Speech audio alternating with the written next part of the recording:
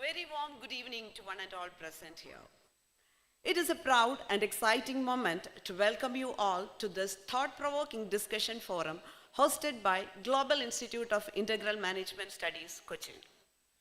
As India moves steadily towards its centenary of independence in 2047, we stand at the defining crossroads in history. The question before us is not merely whether India will grow, but how India will grow. The growth that must be inclusive, sustainable, innovative, and most importantly, humane. Developed India 2047 is not just a policy vision, it is a collective national aspiration. It is a dream of a farmer seeking stability, a student seeking opportunity, an entrepreneur seeking innovation, and a citizen seeking dignity and quality of life. Along with immense possibilities come equally significant challenges: economic transformation, technological disruption, climate responsibility, governance reforms, and social equity. Today's forum invites us to think beyond headlines and statistics. It invites us to reflect, to debate, to question, and most importantly, imagine the choices we must make today to shape the India we dream tomorrow. Let this session be more than a discussion. Let it be a platform where ideas meet responsibility and aspirations meet action. With that spirit of dialogue and nation building, I warmly welcome each one of you to this engaging intellectual journey. Let's start the session with a silent prayer. I request everyone to kindly stand up.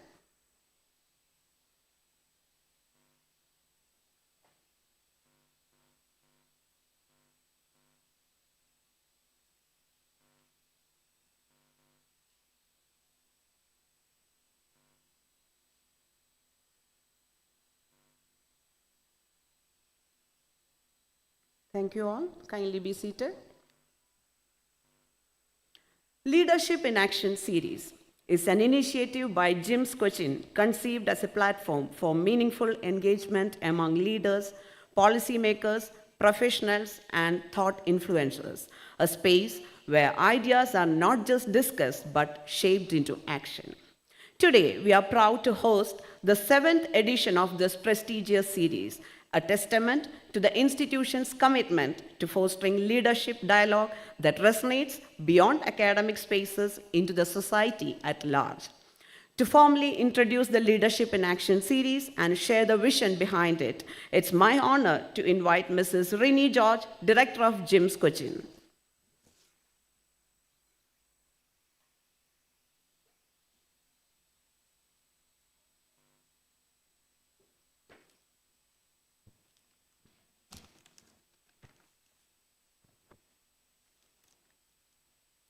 Good evening, ladies and gentlemen, and our esteemed panelists. It is with immense joy and gratitude that we welcome you to this event. Leadership in Action is a series of 10 discussions powered by GIIMS as a part of our 10th anniversary celebration.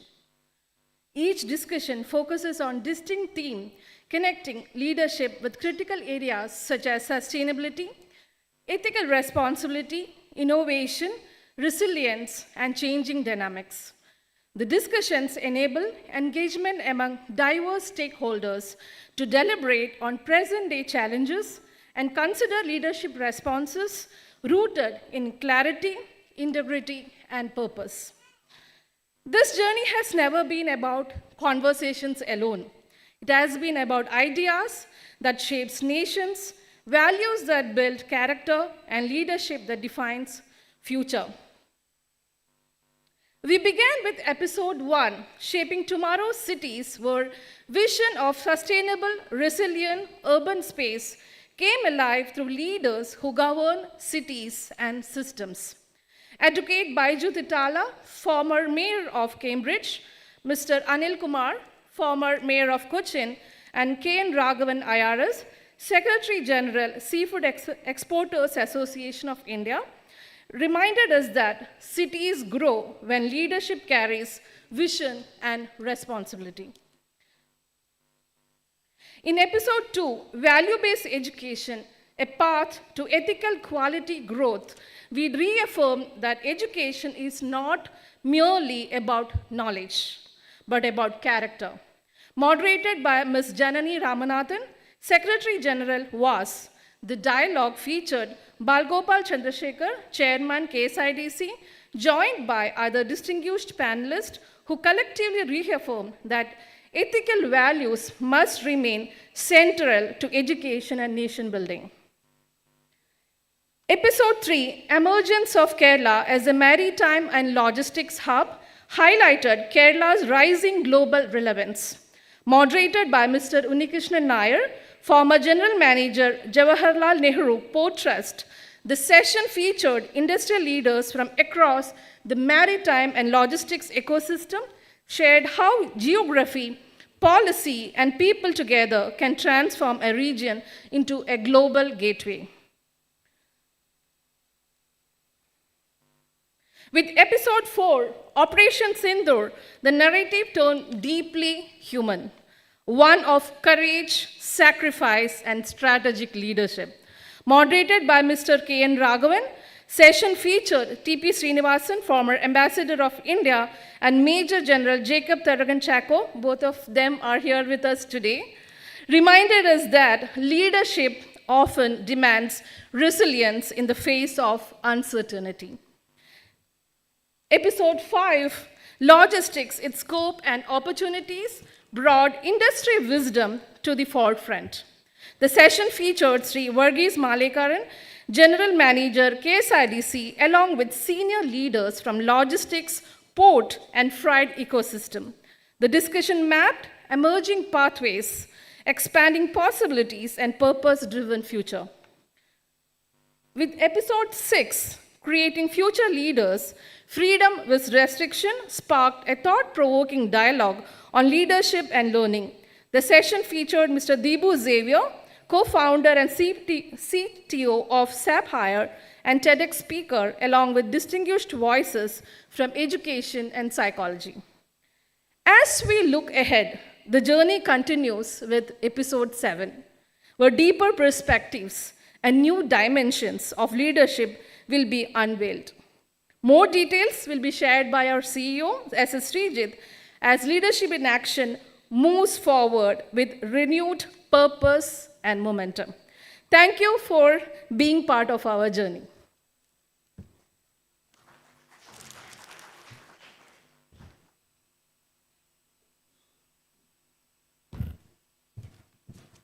Thank you, Rini ma'am. We now come to the most anticipated segment of today's forum, the panel discussion on Developed India 2047 Aspirations, Challenges, and Choices. Guiding a conversation of this stature requires wisdom, diplomatic insight, and deep understanding of global and national perspectives. We are honored to have with us a distinguished diplomat who has represented India in some of the most important international platforms and has consistently contributed to the public discourse with clarity and balance. It is my proud privilege to invite the moderator of today's discussion, former Ambassador Sri T.P. Srinivasan, former member of Indian Foreign Service, to kindly come on to the stage.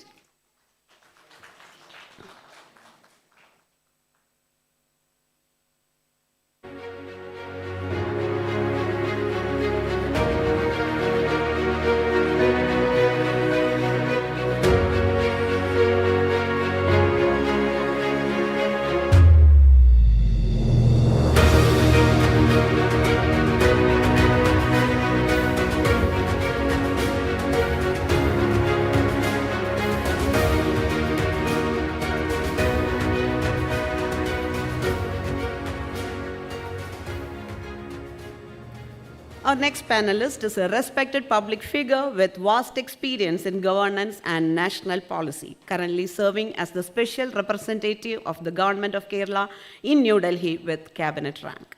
His insights into administrative and public affairs add great value to today's dialogue on India's developmental journey.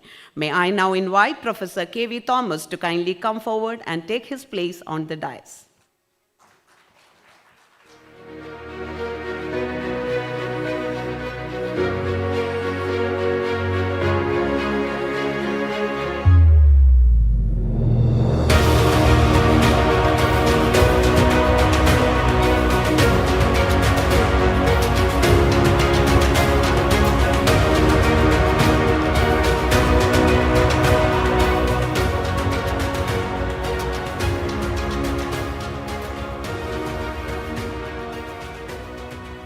Our next panelist is a distinguished academician and agricultural scientist with significant contributions to higher education, having served as the Vice Chancellor of the University of Calicut.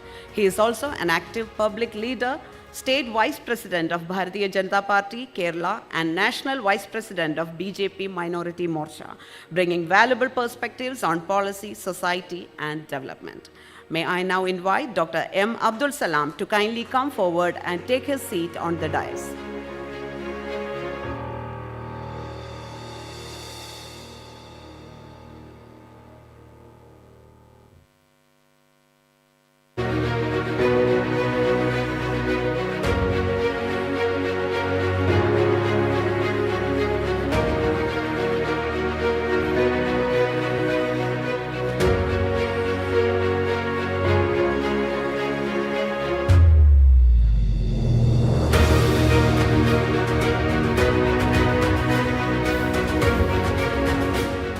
Our next panelist is a distinguished military leader whose service to the nation extends beyond the battlefield into thought leadership and public discourse. A retired senior officer, author, and strategic affairs expert, currently serving as the director of Ozak Technologies Private Limited, his perspectives bring a crucial national security dimension to the vision of developed India. May I now invite Major General Jacob Taragan Chako, Sena Medal, to kindly come forward and take his seat on the dais.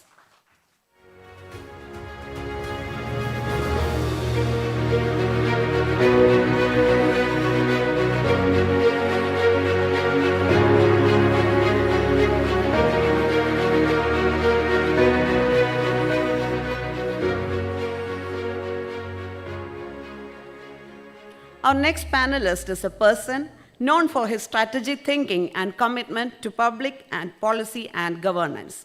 As strategic advisor to Job Ready and Vijnana Keralam campaign programs of the Government of Kerala, he has been actively involved in the initiatives that strengthen knowledge, employability, and societal development. May I now invite Dr. P. Sarin to come forward and take his place on the dais.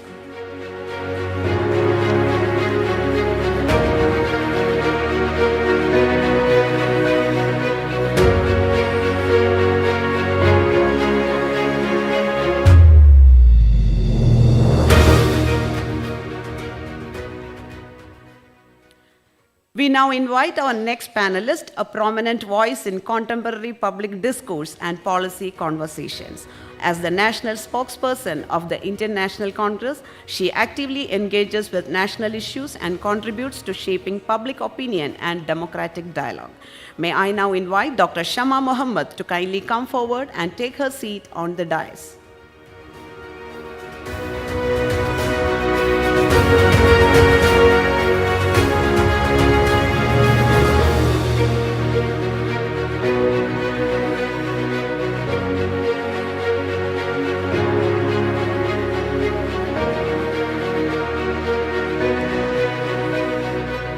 Thank you all.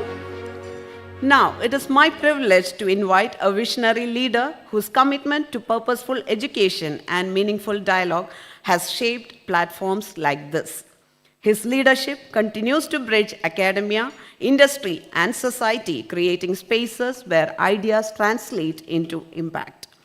May I now invite Mr. Srijat S.S., founder and CEO of GIIMS Cochin and GIIMS Trivandrum, and Managing Director of CMI Pondicherry, to deliver the welcome address.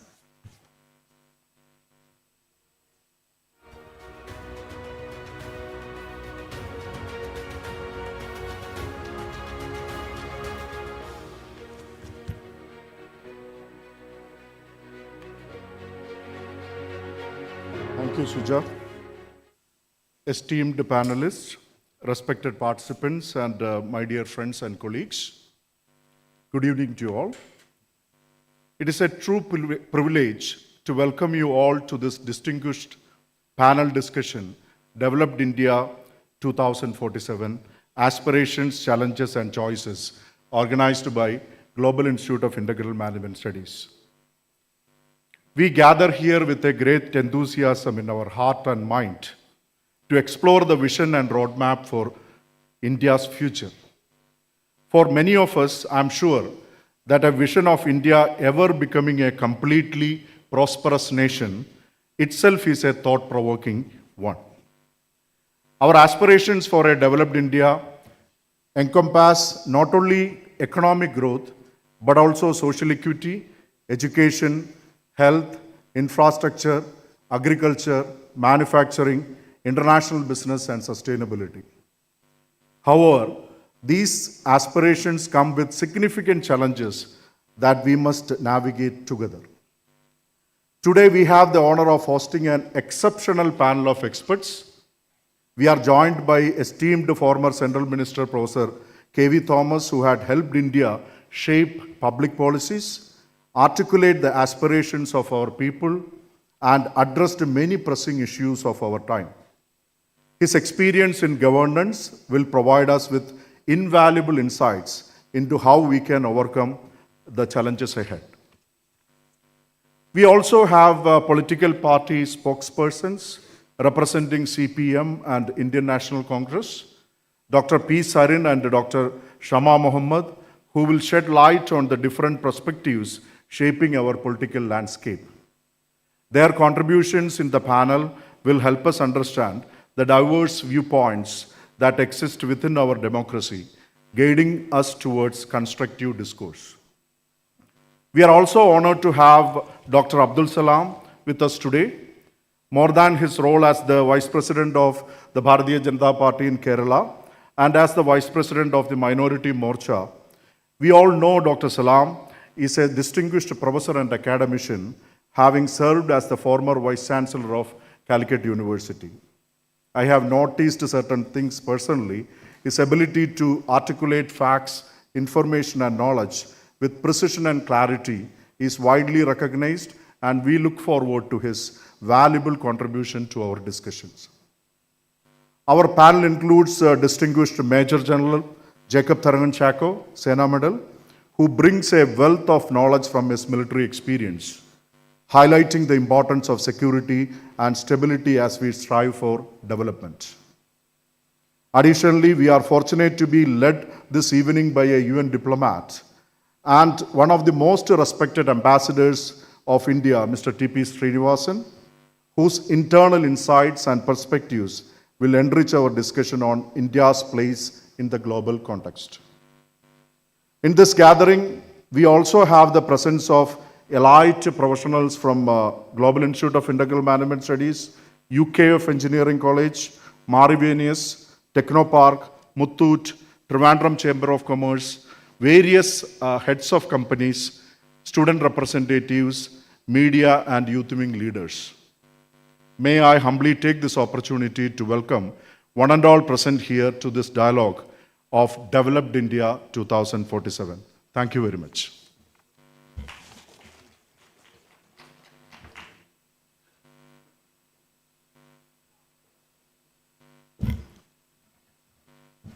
Thank you for that welcome address with a personal touch. With our esteemed panel now assembled on the dais, we are ready to begin the discussion on the topic Developed India 2047 Aspirations, Challenges and Choices.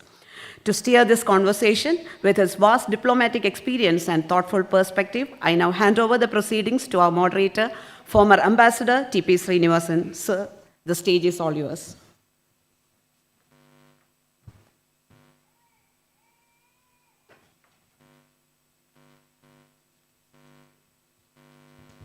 Thank you. Thank you very much.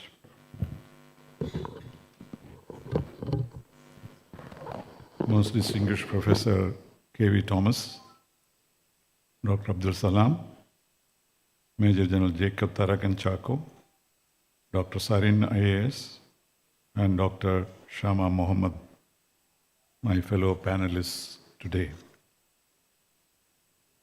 I'm grateful to Sri Srijit and the GIIMS for having asked me to moderate this particular session. Naturally, I'll focus on the international situation because we cannot analyze what happens in India today without putting in the context of what happens in the world.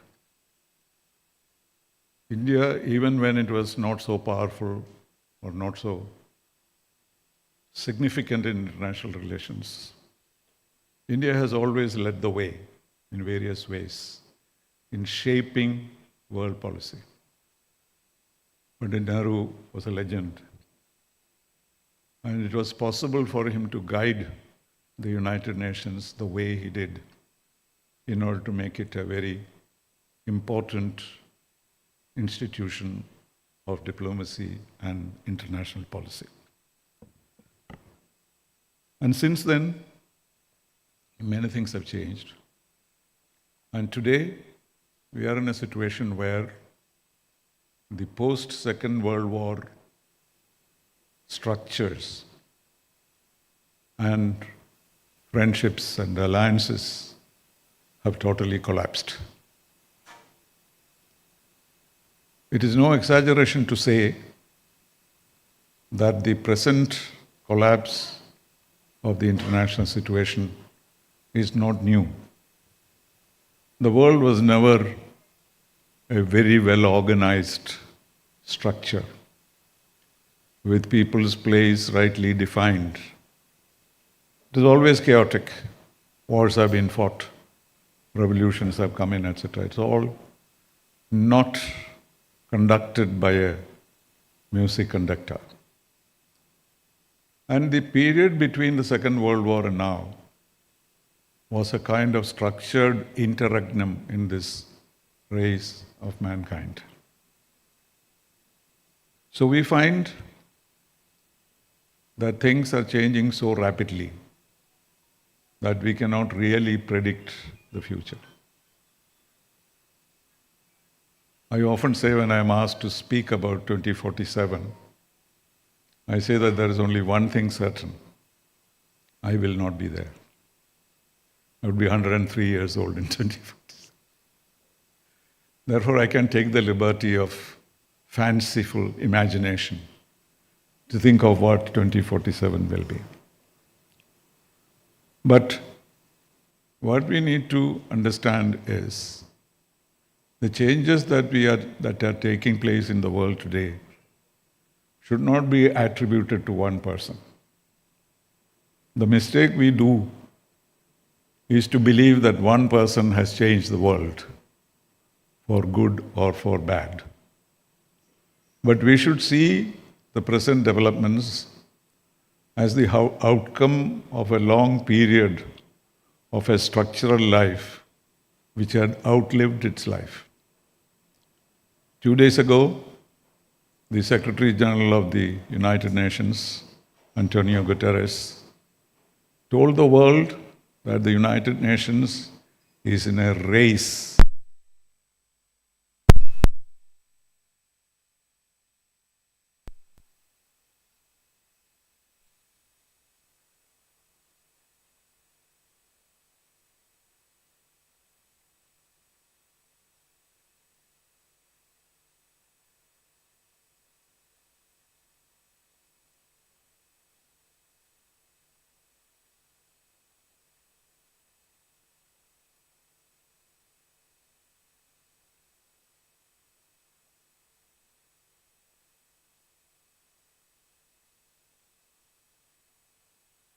Oh, it is working so far. All right. So I was saying that the Secretary General of the United Nations said that United Nations is in a race for financial and political collapse. In fact, the United Nations is hardly seen anywhere. We have the 5 permanent members who are given the responsibility to look after international security and peace. The veto power given to them was not a trophy for winning the Second World War, but to give them the responsibility to run the world. And the veto power was given to them to be used in the interest of the world in general. But in the last 8 years, what we have seen is the permanent members are not fulfilling their responsibility. Once a permanent member invades another member of the United Nations, the whole structure of the United Nations is gone. Because with the power of the veto, they can defend everything that they do, and there will be no control over them. So the Russia-Ukraine conflict is much more than a war between two countries. It struck at the roots of multilateral diplomacy and international relations. So what is it that we can envisage? We cannot ignore the reality of the power structure in the world today. There is no question that the United States is still the most powerful nation in the world, not only militarily, even theoretically, even in terms of solutions to the world, and of course, more than anything else, technologically, the superior power. But unlike in the past, people are not willing to concede that to the United States. And there is a sense of competition, particularly with China and Russia. So these are the three countries who are going to determine the future of the world in the 21st century. And the problem is that these three countries do not work together, although efforts have been made for them to work together in the various circumstances. US and China have been constantly talking. Russia is in touch with all of them. But the problem is that between all the three, there is no decision that which one will rule the world. And therefore, all the three of them are hedging. And following that, all of us who do not know what is our place in the world are also hedging. We think that we are dealing with everybody with friendliness and building cooperation. But each one of the members of the United Nations, from the most powerful to the weakest, is looking for its own place in the new dispensation. So we have to see Indian policies in the future, from now on, as to how we are able to shape our policies in such a way that we remain relevant, we maintain the leadership of the world we had in the previous era, and also to make sure that you are militarily and politically powerful. And this is the kind of situation that we are dealing with these three powers. We saw a total deterioration in our relations with the United States. But I can tell you, as someone who served in the US, both in the UN and in Washington, that we have had even more difficult periods in our history. Right in the time we became independent, the United States declared that non-alignment is immoral. Then we gradually turned to the Soviet Union, and by the time it became 1971, we had joined the United States to oppose China and the United States, so India and Soviet Union. Since then, we had the emergency when the US opposed it tooth and nail. Then, most of all, the nuclear tests of 1998. I was in Washington at that time. It appeared to me that this was the end of the relationship between India and the United States, because their fundamental position on the Nuclear Non-Proliferation Treaty was challenged by us. Not only that we challenged it, but we also were able to do the tests without the United States knowing about it. And I remember President Clinton was more angry that he could not discover his vast networks around the world, could not figure out what the Indian scientists were doing in Pokhran 2. And his reaction was, I shall come down on these guys like a ton of bricks. And that is what he did. He took off to Europe, and he told us that by the time I reached Europe in 5 or 6 hours, you either sign the non-proliferation treaty or face a confrontation from the United States. I did not imagine that we would be able to come out of it easily.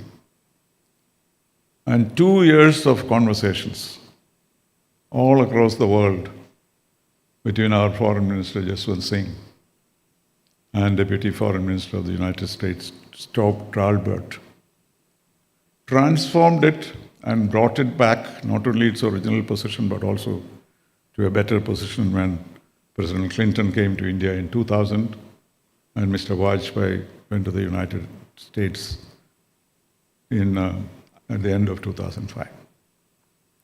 So this has shown that there is a certain inevitability of India and the United States working together.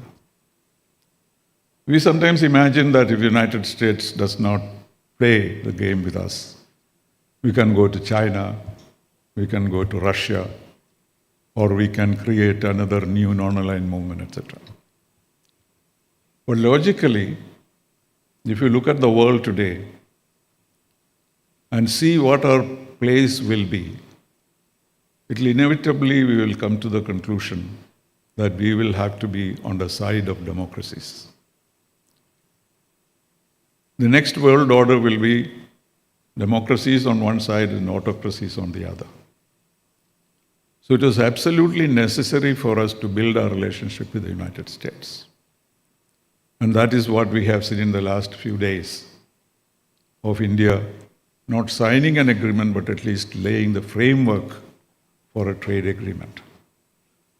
I heaved a sigh of relief that this happened, because we hardly have any choice to remain outside the friendly circle of the United States. Because we cannot join with China, we cannot join with Russia either, and the bigger danger is Russia and China are in an unlimited treaty to help each other. Our best friend is in treaty with our worst enemy. So where do we go? So we should see this trade agreement not in terms of what we have given up and what we have gained, but in terms of turning the leaf and laying a good framework for continued good relations with the United States. Whether Trump is there or not, what he may do in the future, we need to work with the United States. At the same time, China and Russia are important, and we have the good fortune to be in conversation with both these great powers, and they do appreciate the fact that India has taken a very valuable and valid position in whatever is happening in the world today. So this is the situation in which we have to grow. The international cooperative atmosphere which was created by the United Nations is over. The new foreign policy thrust of all the three countries, US, China, and Russia, is to dominate the world. And in that struggle, they would not fully understand the aspirations of the other countries. That is why the Prime Minister of Canada said in Davos that the time has come for a rupture with the United States. He said that we had believed in all these years to integrate our economy with the United States. Canadian Prime Minister was saying. And that is now over. Because we have seen that the United States will not share their resources and their wealth and their influence with others, even with Canada, which is like a twin brother. So he called for what is called strategic autonomy, which is what we use. We use strategic autonomy in the context of our political alliance. But what Canadian Prime Minister is saying is not ideological independence, but what he calls strategic autonomy in terms of resources. He said that there was an occasion when we could share resources from other countries. But now each of us is what he called the middle powers, which included Australia, India, and other countries, that we must assert ourselves to have a fair share of the natural resources of the world. And this is crucial because China has virtually monopolized a large amount of resources of the world through their Belt and Road Initiative. The whole of Africa, a lot of Asia, are under their influence because through the Belt and Road Initiative, he gave them a lot of resources in return for all the precious materials available in those countries. And that's why President Trump decided that he must be in the race for these resources. And his race is not on the basis of cooperation or sharing of resources, but of taking it by force. And that is why we see Venezuela being attacked. That is why we see that perhaps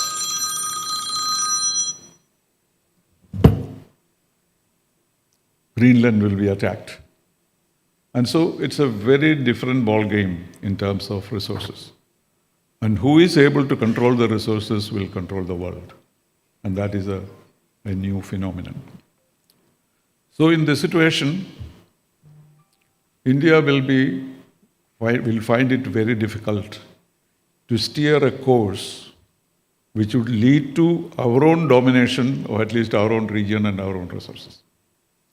And this is going to be the biggest challenge of the new era. Everyone is looking for a place in the hierarchy of the world, and it will take some time for that to settle. And after that, it will be formation of alliances. And these alliances will not be the ones that we have seen in the past. It will be entirely different. So, in whatever we do in foreign policy, we have to be aware of the fact that the world of the United Nations, the WTO, and various other agencies coming back is not a possibility. United States has left about 60 UN organizations and agencies. And therefore, the new Board of Peace that he is establishing for Gaza is actually an experiment with an alternate United Nations. We should realize that. He is giving permanent membership to countries who will give him $1 billion. And he'll be the chairman of the Board of Peace for life, even after he ceased to be the President of the United States. And the interesting thing is that some of the very important countries have already signed up for the Board of Peace. So, you don't have the United Nations. We don't have the kind of international cooperation that we have had. And therefore, it is going to be a very difficult struggle. We have done very well in terms of acquiring technology, because we have seen what's happening in Delhi today. And we are highly respected for the positions that we have taken. We were not neutral on the Russia-Ukraine war. We were on the side of peace, as our Prime Minister said. So we have many strengths in this context of our dealing with the new world. And that is what we have to think of if we are thinking in terms of foreign policy issues, that these are the many challenges that India will face. I wouldn't say we are fully equipped for it, but the fact that we have a stable government and a Prime Minister who is widely respected, possibly we will be able to meet these challenges, and that is our expectation. I do not want to go more into that because certainly our distinguished panelists will probably touch on these issues also. So let me say that What we are discussing is something which is fundamental and vital to India's interest in the new world. The new world itself has not formed. We need to be part of the reshaping of the world, and then we have to make sure that we have the right place in that new structure of the world, which does not look very well formed. But the indications that I gave gives us an idea as to how difficult it is going to be for us to steer our way through the troubled waters of 2026.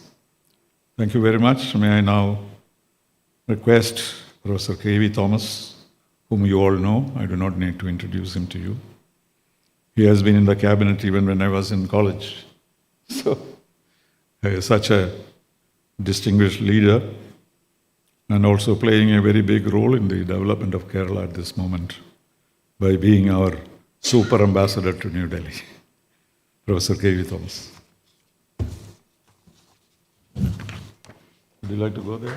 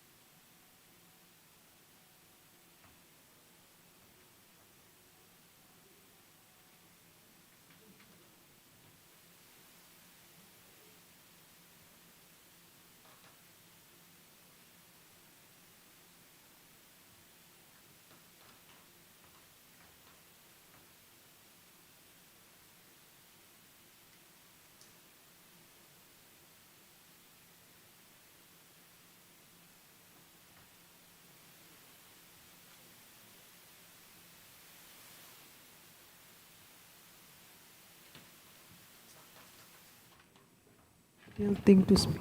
Now it's working. Yeah, it's working now. Hello. Okay. It's working now.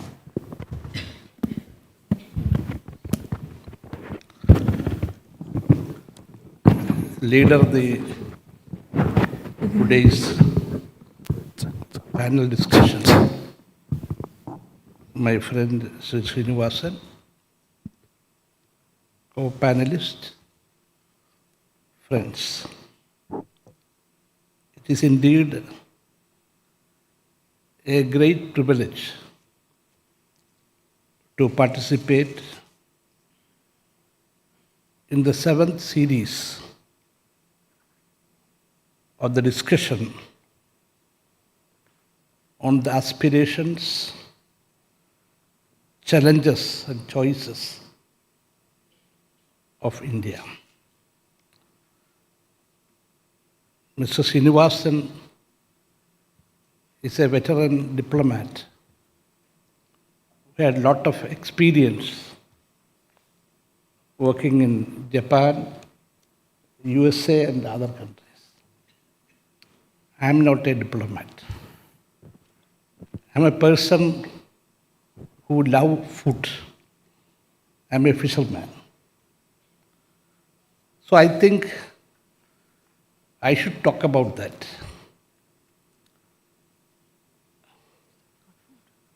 We remember the speech of our first Prime Minister,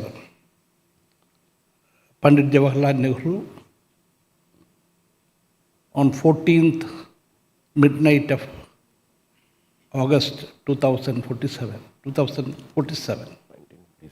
He said a new nation is being born. New aspirations are there. New dreams are there. Pandit Jawaharlal Nehru is the most respected leader at that time. But the next day, when he saw the newspapers, and that time there was no TV, there was radio was there, no social media, so there was no allegations. what he saw in the newspapers, printed newspapers of those times, there are three issues he has to face immediately. One, the father of the nation, Mahatma Gandhi, at that midnight, when Panditji was speaking in the central hall of the parliament, walking to the streets of Calcutta to bring communal peace. He has got another problem. That time, India's population was about 40 crores. We have to import rice from Burma, wheat from USA, and food grains from other countries. And our ration system, there was a ration system at that time, is capable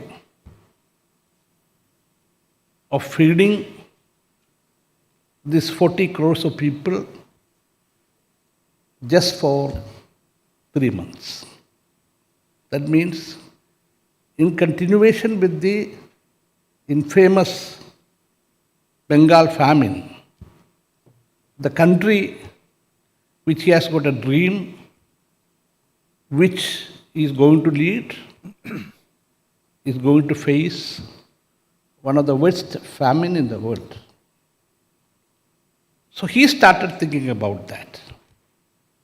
And I am one of the persons who got the benefit of what Pandit Jawaharlal Nehru did. There was a revolution, green revolution, milk revolution. We marched forward. And the time has come when Indian Prime Minister Narendra Modi ji and American President Trump are signing agreements. We are worried about the tariff on food grains. Because we have produced that much, we can export. Our egg production is the recorded egg production in the world. Our milk production has gone up. So within that 78 years, India has grown up like anything. And what was my responsibility?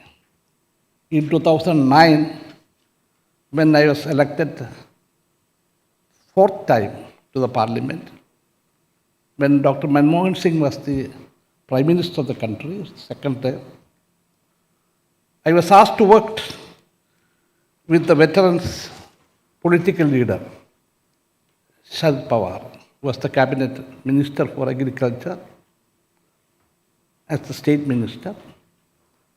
And I was asked by Madam Gandhi, start working for the food security bill.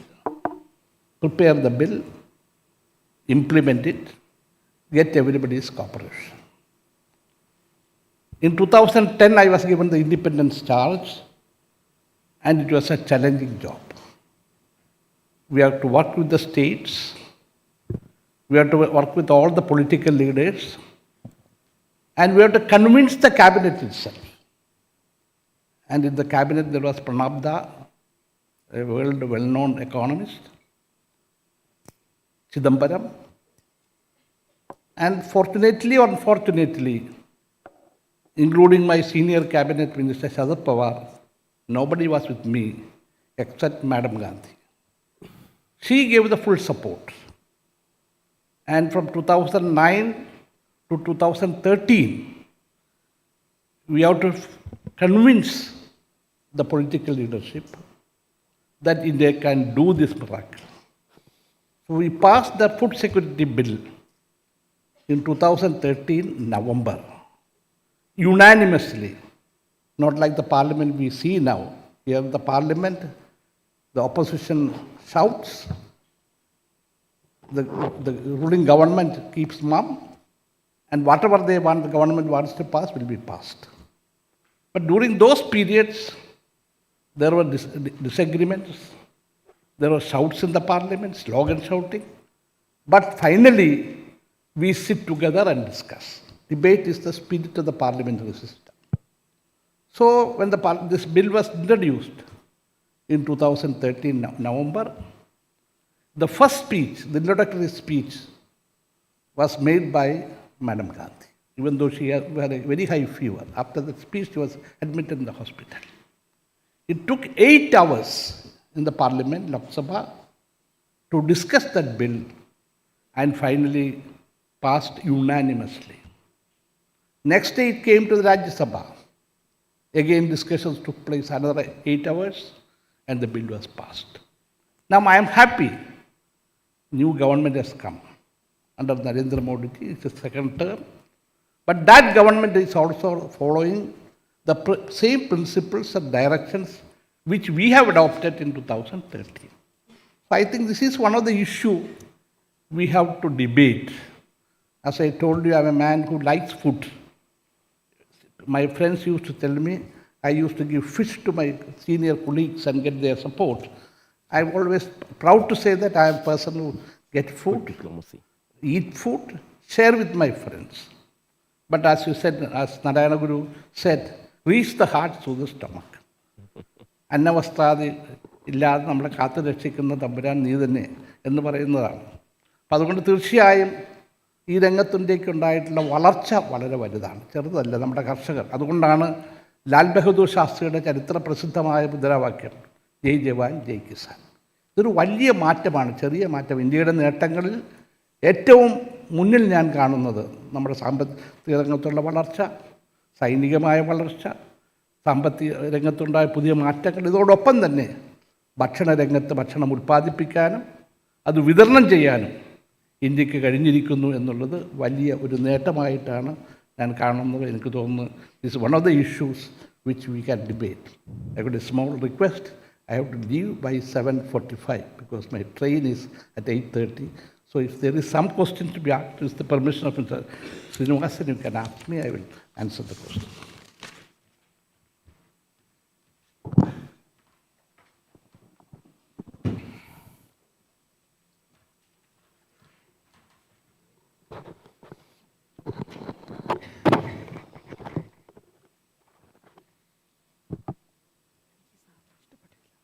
Very uncomfortable.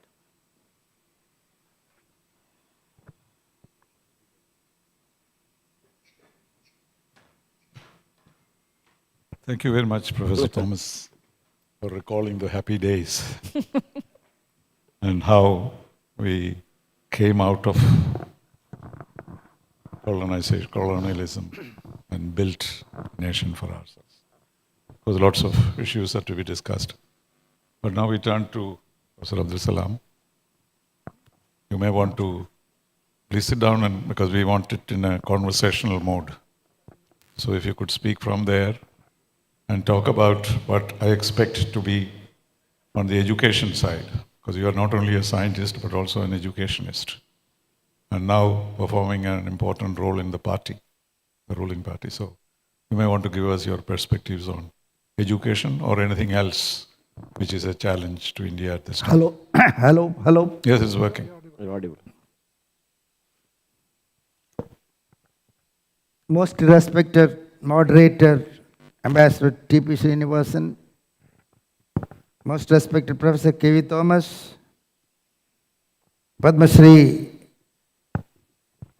Lakshmi Bai is not there, Major General Jacob Taragan, Dr. Serin, Dr. Shama, and my dear friends. I was just looking at the invitation. Before I go, let me thank the organizers for inviting me to this beautiful function. Vikasit Bharat in English, Developed India, 2047, Aspirations, Challenges, Choices. The first word you choose, Developed India, Vikasit Bharat, you and I, the people of India as a whole, should owe for that word to a great Indian leader, our Honorable Prime Minister. For the first time, a Prime Minister, I think his number is the 14th, 13th or 14th, coined a word Vikasit Bharat, fixed a target 2047, fixed an objective, a quality life, quality infrastructure, everything in quality towards achieving happiness for all. Now, the term has changed. Happy India, happiness for all. If you look at the population, you get 140 crore, 1.4, but the population clock will tell you it is 1.46. We are the largest. If you go further into it and analyze the demographics, you will further understand that 65% of this is youth, approximately 90 crores. If you further analyze to the Gen Z terms, 12 to 29, amount to 40 crores. 146, 90, 40. If you come down to Kerala, 3.6. Now there the percentage is not 65%, it is just 50% youth because of the decline in birth rate and all that. That's about 1.8 crores youth and half of it Gen Z. And these days people are more talking about Gen Z and their role and how best they are to be cared and they can be utilized for the development of India. Vikasit or developed India, they will put aspirations. What are our aspirations of 140 crores? Definitely happy India, developed India. It is very well spelled out by the leader. I must say that we are fortunate to have a leader just like a grandfather of a family, able family. We have a grandfather, we have a leader who can set goals, he can set responsibilities, can set things done in a time-bound manner. India is now, celebrating the rich heritage, its value system, its diversity, its heritage, its value system, its spirituality, its tradition and knowledge, plus the technology at the finest level. You are aware 16 to 18, the largest AI summit is going on at Delhi. So we are aiming for evolving ourselves as a superpower. If you ask me which are all the superpower areas, first I will say we want to be a knowledge superpower. I am a person from education field. I am a scientist turned, I'm an agriculture scientist, became a general educator, a professor, then finally a vice chancellor.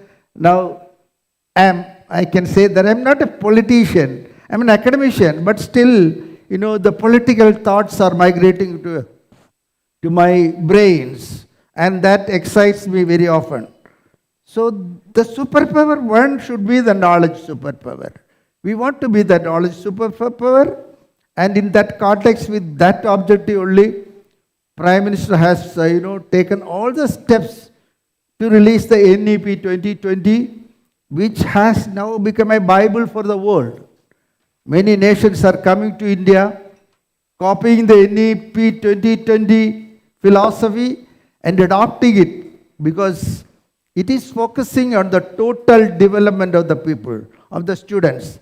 It is very clearly mentioned over there, the physical development, the mental development, the emotional development, the character development, every aspect of a personality development is envisaged in the curriculum.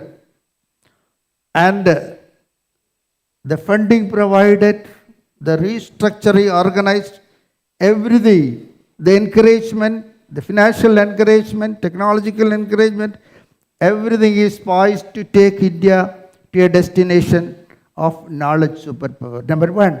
Number two, we are also trying for an economic superpower. Our journey from 11th to 5th, now to 4th, and aiming for 3rd. It is not a simple thing. We know the GDP, the population is larger, but the GDP is less. We know.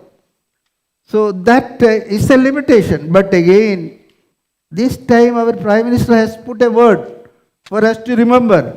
We are aiming for a 30 trillion, from 4 trillion to 30 trillion.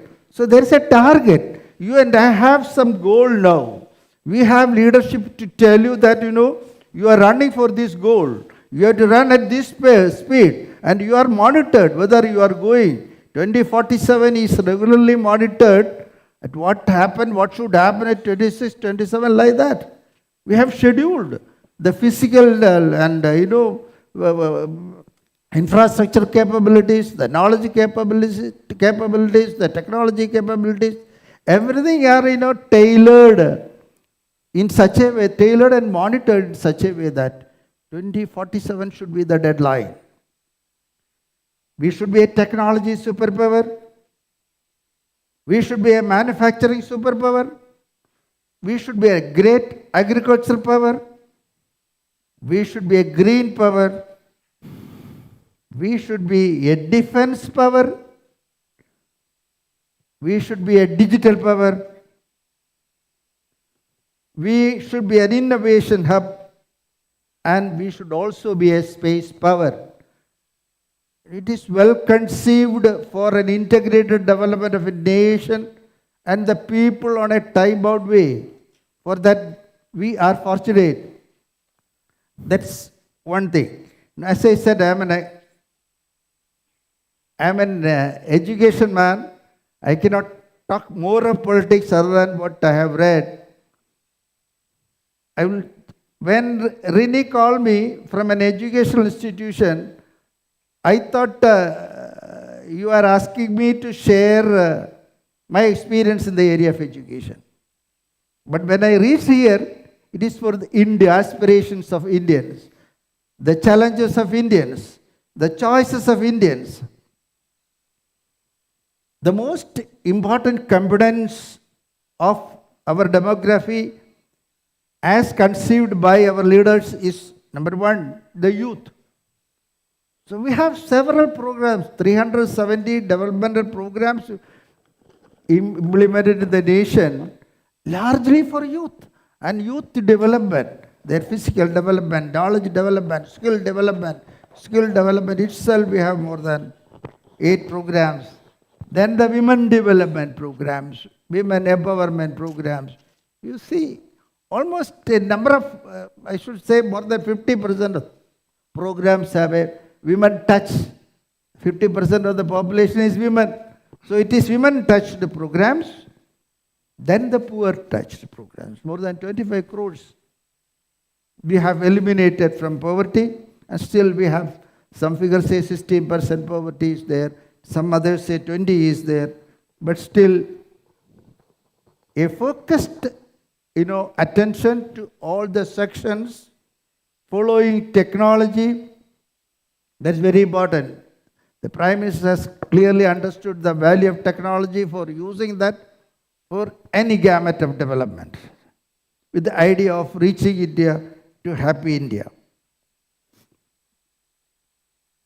Then, from the aspiration, I am moving to challenges, few things only, very few challenges. Education, I wanted to tell you one thing that I forgot in the way. That is, of late, maybe last 10, 15 years, the philosophy of education has changed considerably. In my years and some of your years, the education was mostly memory-centric and brain-centric or mugging-oriented. Now, not only over the nation, the entire world, people realize the value of skilling from memory-centric education to competence-centric education. That's very important. And I realized that GIIMS is working on logistics. I was just doing some research. I realized that, by 2030, the world needs 30 crores of logistic experts. Opportunities for skilling and skillable, employable, job-ready people. The emerging scenario is the scenario of technology. And again, we see that, the AI technology, the IT technology is demanding 30 to 40 million jobs in the coming years. So the need for skilling and the deficit of skilling preparations, the skilling universities, we have 1,300 universities, we have only 13 or 14 skilled universities, mostly private. So our preparedness to skill the people is far from requirement. Government of India has adopted or implemented 8 programs, but they are insufficient for a population of 140 crores. So what I wish is, we have to think of, restructuring or redefining the system of education. And, I need not talk much about education. Our chairman itself, as a chairman of Higher Education Commission, has brought out a large number of reforms for adoption. But most of them remain unadopted. So the skilling, the value of skilling, need of skill institutions, in that context, I must say, one is the Vembu message. Sridhar Vembu was telling the other day. Sridhar Vembu is employing lakhs of people. He said, instead of current hunting for degrees, it is better to translate or transform their direction from 10 or 12 to the real work and learn. Learn and gain skills. Simultaneously, the hunting for degree is not as important as hunting for skilling. Unless you develop skilled, competent people, they will not fetch the job market. So there Professor is a Salam, huge sir, need. Professor Salam, if I may interrupt you, I think we are running out of time. So may I I will ask you? conclude, sir, in 1 minute. Okay. And the challenges, one more thing.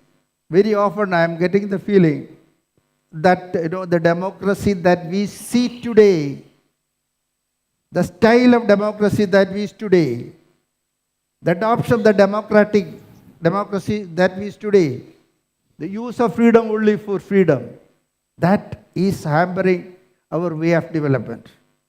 With that, I say our opportunities are tremendous. We will definitely achieve 2047 a happy India. Thank you very much. Thank you, Professor Salam. Let me ask you one very short question. 2 problems facing India today in the education is: one is the large number of our students leaving the country.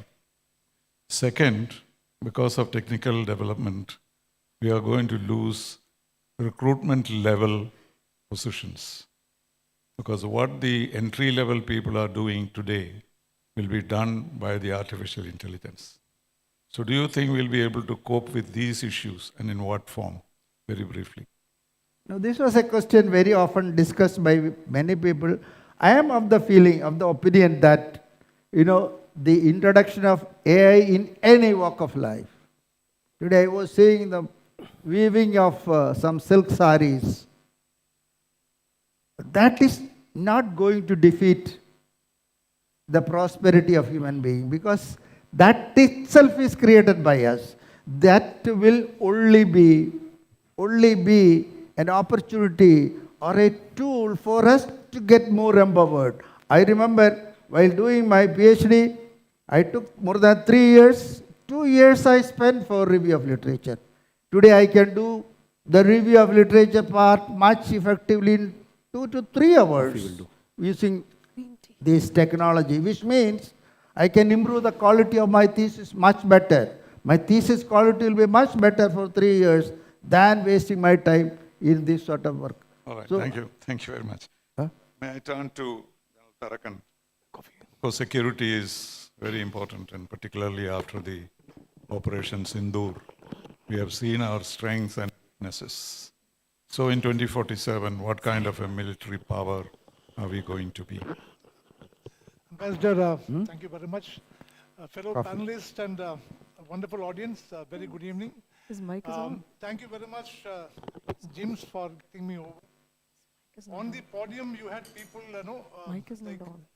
The ambassador said he will not be around till 2047, so he could profess Mike. everything and get away. Excuse I am me? not that far away, sir. I am also around. Your If I am mic around, I am is- useless. Your by mic is 20. switched on, right? Mic The is mic not. is on, I right? think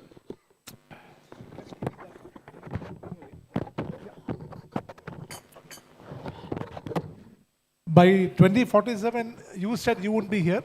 If I am around, I may not be of any use to anybody. I'll be as good as not there. But having said that, everybody has been talking about, big things. I'm a man who works with the hand, deals with people, send people to die and get them back alive. So let me get things in the right perspective. Ambassador had said that we are in a turbulent water. They're all poets and people who make policies. I'm the man who is in the boat who will be taking you around. So let me get things in the perspective of development. We keep talking development. What do you understand by development? When we say developed India 2047, how do you quantify developed? ചുമ്മാ ഇങ്ങനെ ആകാശത്ത് മനക്കോട്ട കെട്ടി one day we will be AI superpower, other day we will be manufacturing superpower, third day will be logistics. Very good dreams. But how do you quantify it? Can I say tomorrow I am the richest man in the world? I can. But will you believe it? You will say, okay, show me your bank balance. I won't even have, even as the gatekeeper of Ambani's house, I won't have that money. I can call myself rich. You can keep calling yourself developed, but nobody will take you. Unless and until you meet the three criteria, the triage that the UNDP, Ambassador said UN is no more there, but as of today, the QR is the triage which is given by the UNDP called the HDI, Human Development Indices. It has got three basic elements. One, expectant life expectancy. How long does a citizen live in a country? That is decided by many factors of food, access to medical health, infant mortality, maternal mortality. These actually dictate your life expectancy. Where are we? We are at 69. Where are the developed countries? They are at 79. We are almost there. Now, what is the second one? It is education. We have an academician here. We're talking about AI. But where are we? There are two aspects of education. One, how long do you stay? And how much you are expected to stay. Developed countries, they say the people up to age of 25 are in the education system for up to 12 years. You will say we all do 12 years? Yeah, we do. But our average is 6 years. Because most of our children don't complete. Now comes the second part, expected. We all finish 12, but the ambassador asks, why do our children go abroad? I've been to Australia, I've been to Canada, and I've seen this hole-in-the-wall universities where 18 lakhs of our children are going abroad to study. And what do they study?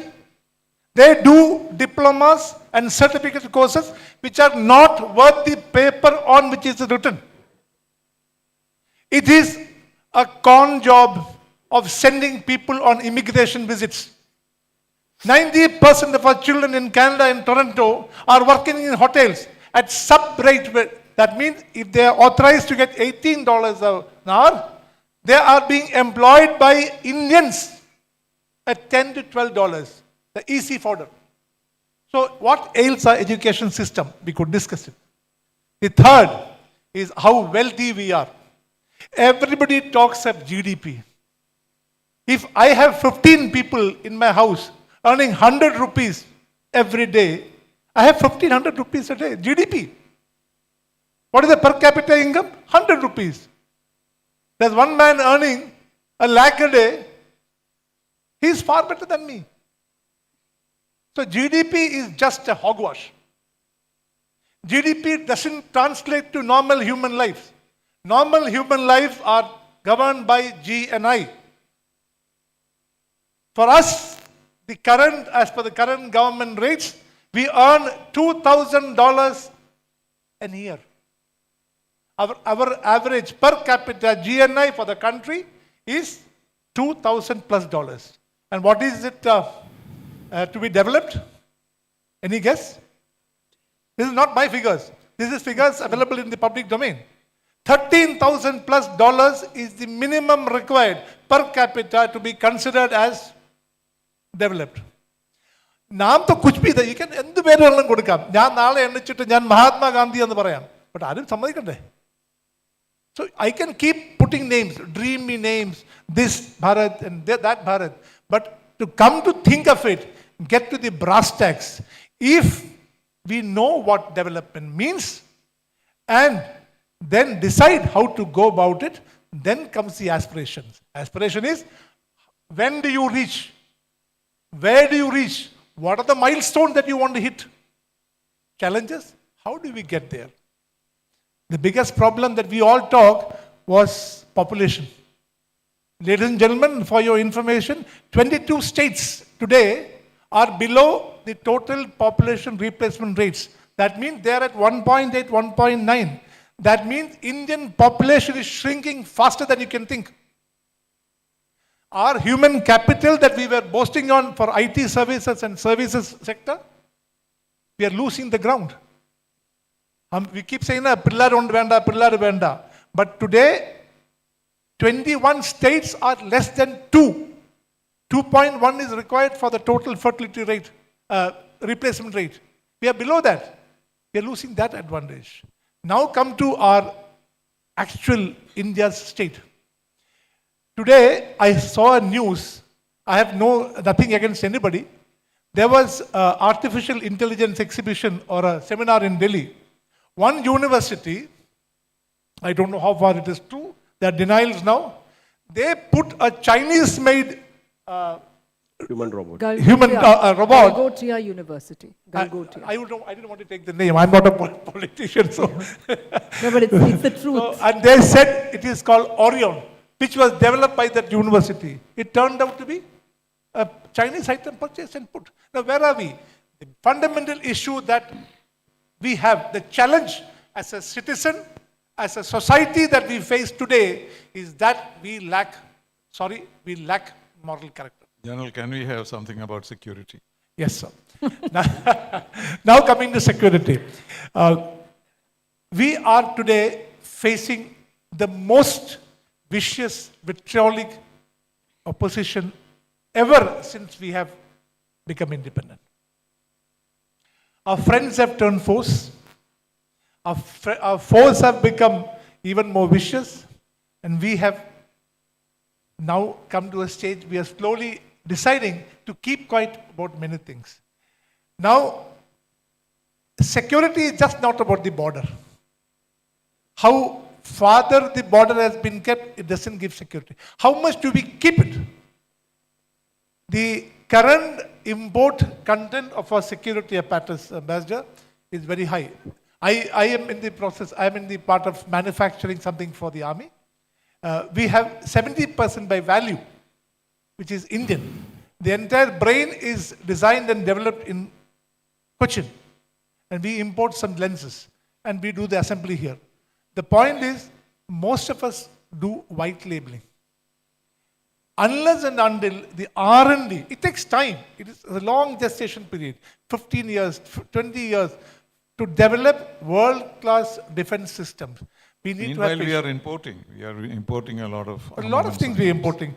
In fact, now, the drones that we use, finally, you need people on the ground. Whether you have drones, we have high-power systems, everything is fine. But at the end of it, we need Indians. But to support them, we need all this state-of-the-art system with enough duplicates or standbys to, for example, what happened. No, how do we make use of the fact that alliances are broken around the world? Excellent. NATO is not united. There is no communist force. So, in that situation, where do we stand in terms of our ability to defend ourselves? It's a very, very strong question that you asked. If I say something, then tomorrow, I'll be held to account. Poor Naravan is running around. Now, the point is, as of today, sir, we have sufficient wherewithal sufficient arsenal to take on the current threat level that we have. But as you know, the command communication center, the systems are so evolving so fast that we need, again underlining, we need to have robust alliances. They keep shifting, but then we need to have watertight jacket, for example, when Russia and China has entered into a pact of endless friendship. But I said our worst enemy and the best friend joining together. Yes, our worst enemy and the worst friends have come together. Best enemy and the worst friend has come together.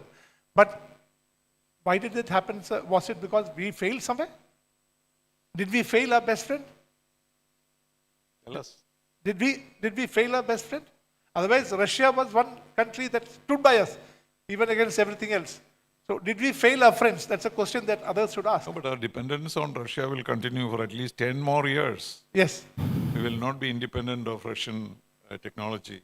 So the for 10 more ideal thing years. is that we have enough wherewithal intellectually and materially to develop our own system. But we should start investing it. We should have invested it a few years back. At least now, it's not that late. Okay, Till thank then. you. Thank you very much. Thank you. Dr. Sarin, to you. When it comes to development, there is no ideology required. All of us believe in development and participation of the people. But how do you see the ideological differences in the country which affect a clear strategy for development? Right. Thank you, Srinivasan sir, for the question. And I'm happy to be here amongst the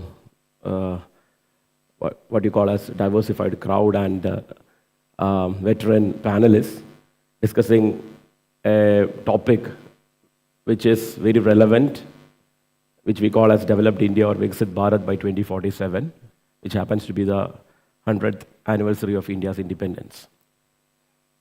So it is very emotionally, what you call, triggering for all of us to relate everything with our independence and the way we fought British imperialism and gained independence over what you call as over 2 centuries of fight with the imperialist forces. Now, there are 2 maxims. One is like, you call it like the end justifies the means. And the other adage could be like, means should justify the end. These 2 are 2 different perspectives. Now, at what cost are you going to achieve the targets? And at what damages that you are going to inflict upon the country's social harmony, our country's rich heritage of human development, etc., etc. There we have to take a deliberate call. In one of the recent television shows, famous actress called Tapasi Pannu, when she was asked to choose on a what you call a LED screen like this, she was asked to choose between Narendra Modi and Rahul Gandhi as who is your favorite leader. And Tapasi Pannu is a vocal anti-fascist human being. Okay. So she ran to the screen, opted Modi, and she just said a word that I have to live in this country and act in more films. So it shows where we are going towards. When Srinivasan sir discussed about the international scenario, he was talking about Trump, etc., etc. So in America, I think after the Second World War, the constitution got amended and the term for president got fixed as 2 terms. You all know that the term is for just 4 years. Now, that was the reason why Obama was not running for a 3rd term. It was not that Obama was not fit for a 3rd presidential period. Now, Mr. Trump, he insists that he should be a president, a perpetual president, in fact. We don't know what is going to happen vis-a-vis the internal issues, conflicts, etc. happening in US. The trade agreements that we discuss, we call it bilateral trade agreements. Bilateral means there are two parties involved. Unfortunately, the trade agreements that we are signing these days are bilateral trade agreements decided unilaterally. Are you getting my point? So bilateral trade agreements are no more bilateral trade agreements, but unilateral trade agreements.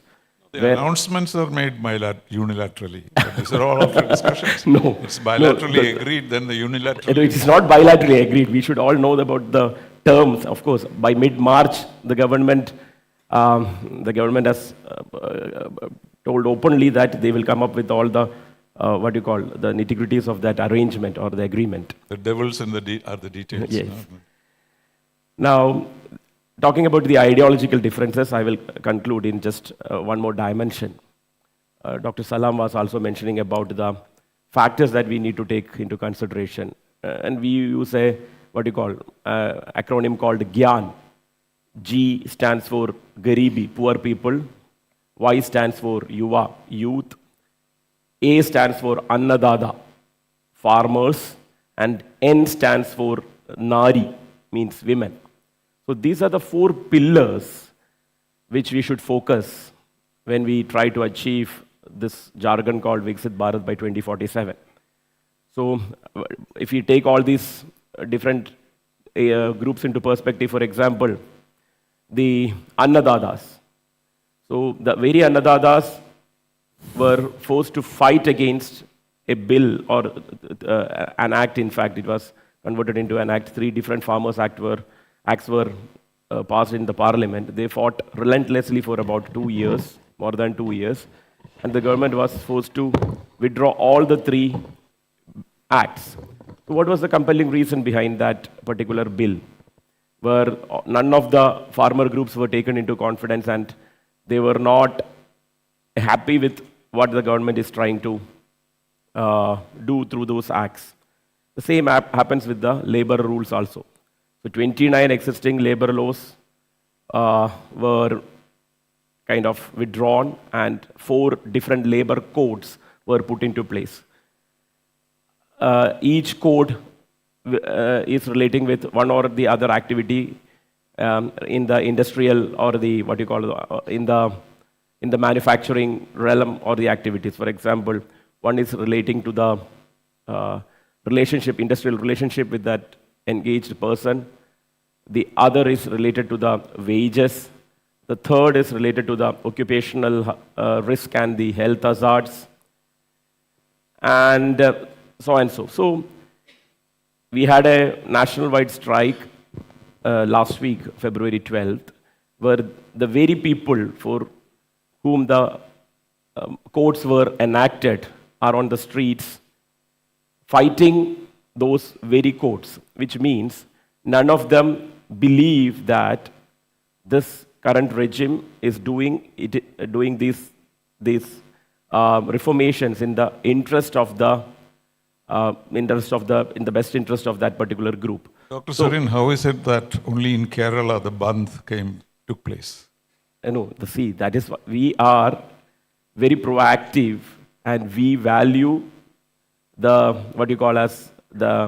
the human factor involved in labor. We value that human factor involved in labor. So that means it comes with a particular dignity. And we are not ready to sacrifice the human dignity. For example, if there is something called as maximum working hours and it is fixed as 8 hours per day and 6 days a week, that means it is decided biologically, it is decided otherwise also that maximum a man can be put to work for 48 hours. It's not the case that he can work for more hours. Yes, it's very true that he can work for 12 hours or 15 hours, but at what cost? No, the question is, Chief Minister talked about the atmosphere for business in Kerala at the Asianet conclave. But what image are we conveying to the world? That when the whole of India is on strike while working, while Kerala definitely stood against that, and in a way brought in the Bandh idea, And then how can you say that we are business friendly, we are development oriented? There should be Doesn't it something. contradict it? No, it's not contradictory. There should be something called a collective bargaining power. And that collective bargaining power should not be left out for the ruling regime or for the lobbying group or for the big business houses. The collective bargainship should always remain with the poorest of the poor. There is no doubt about that particular concept. For example, when the French tourists were interviewed outside the railway station, and when the Manorama reporter asked him, "Where are you coming from?" "I am coming from France, Paris." "Okay, so you might be feeling very terrible to be left out in the heat." Then he told, "No, we have more strikes than what you are having in India." So it doesn't mean that Kerala projects a poor image vis-a-vis the labor rules and labor roles, and when we enact or when we adopt those particular things, we do it by our heart. We value the human factor there, and we cannot compromise the dignity of human labor when we talk about the productivity. So productivity should not come at the cost of the dignity of the human labor, and the poorest of the poor should always be in the kept in the loop, so that we don't jeopardize the generations to come for the particular achievement of targets that we are fixing for ourselves. Well, if I may ask you a personal question, you left the civil service for a political career. Now, looking back at it, do you think you would have done better in the civil service? I feel I would have been much. I had this particular hunch that India is going to go through a tough time. So to prepare oneself to fight against those tough times, it was my choice whether I can continue in the service or leave the service. So I chose to leave the service, and with that particular decision, I have actually strengthened myself, empowered myself to make others also understand that not everything is rosy around us. Well, civil servants always are tempted to join politics because that is where the power is. But that happens at the fag end of their career. I just left it at the age of 32. And everyone doesn't reach that stage even. Many Right. people fall by the wayside. So that's a very difficult choice. But I was asking was in retrospect. No, I don't regret at all. In fact, I am very happy about the changes that I could kind of bring in the last 10 years. Thank you. About the spokesman of the Congress party. How do you see the world of 2047? Well, before I come to that, first and foremost, thanks for inviting me. And I want to tell something which is not just a spokesperson of a party, but I run a trust called Zoya Charitable Trust. Yesterday, we donated a whole building to a government school in Kannur. One whole building with 4 classrooms, 1 staff room and a bathroom. With 1 crore was the fund, CSR fund. And I'm very excited about that. I mean, I thought they maybe did not forget to mention, that is what excites me, education. So for me, 2047, for a Viksit Bharat, you need a couple of things. And you will be there. I will be there. Is education, healthcare, infrastructure development, internal strife, accountability. One of the most important things of a democracy is accountability. After 2014, I don't even hear the word. There is no accountability. Internal strife, before I get to education and healthcare. Internal strife is when a country is continuously fighting amongst itself. How can you develop? I'll give you 2 instances. In December, we have a lovely festival called Christmas. It's celebrated all over the world, whether you are in Europe, US, Dubai. I lived in Dubai for 8 years. It's a big festival. It was very shocking and sad to see a mall in Chhattisgarh, which was decorated with Christmas decorations, destroyed by the Bajrang Dal. In Assam, they get into a school where little kids have decorated it. They destroy the decorations. A deaf girl who could not speak in Madhya Pradesh in a church, was celebrating Christmas. The BJP president there came and attacked her. 4 days ago, a chief minister of Assam, which belongs to BJP, takes a gun, points it to 2 Muslims, saying, I'm going to kill them. Remember, this is not somebody on the roadside, the chief minister. Nothing done. They delete the video and say, kuch nahi hua hai. The But question, no, let me, no, I want to finish this.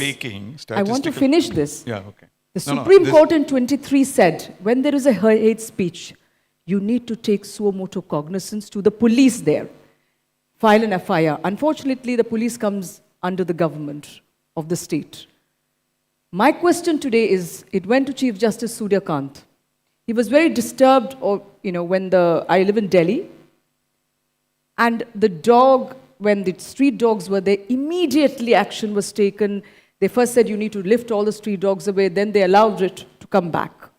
But something like this went to the Chief Justice, and he just said, go back to the High Court of Assam. Now, let's not forget, you are a diplomat. How did the genocide in Rwanda start? It started by a politician in 92.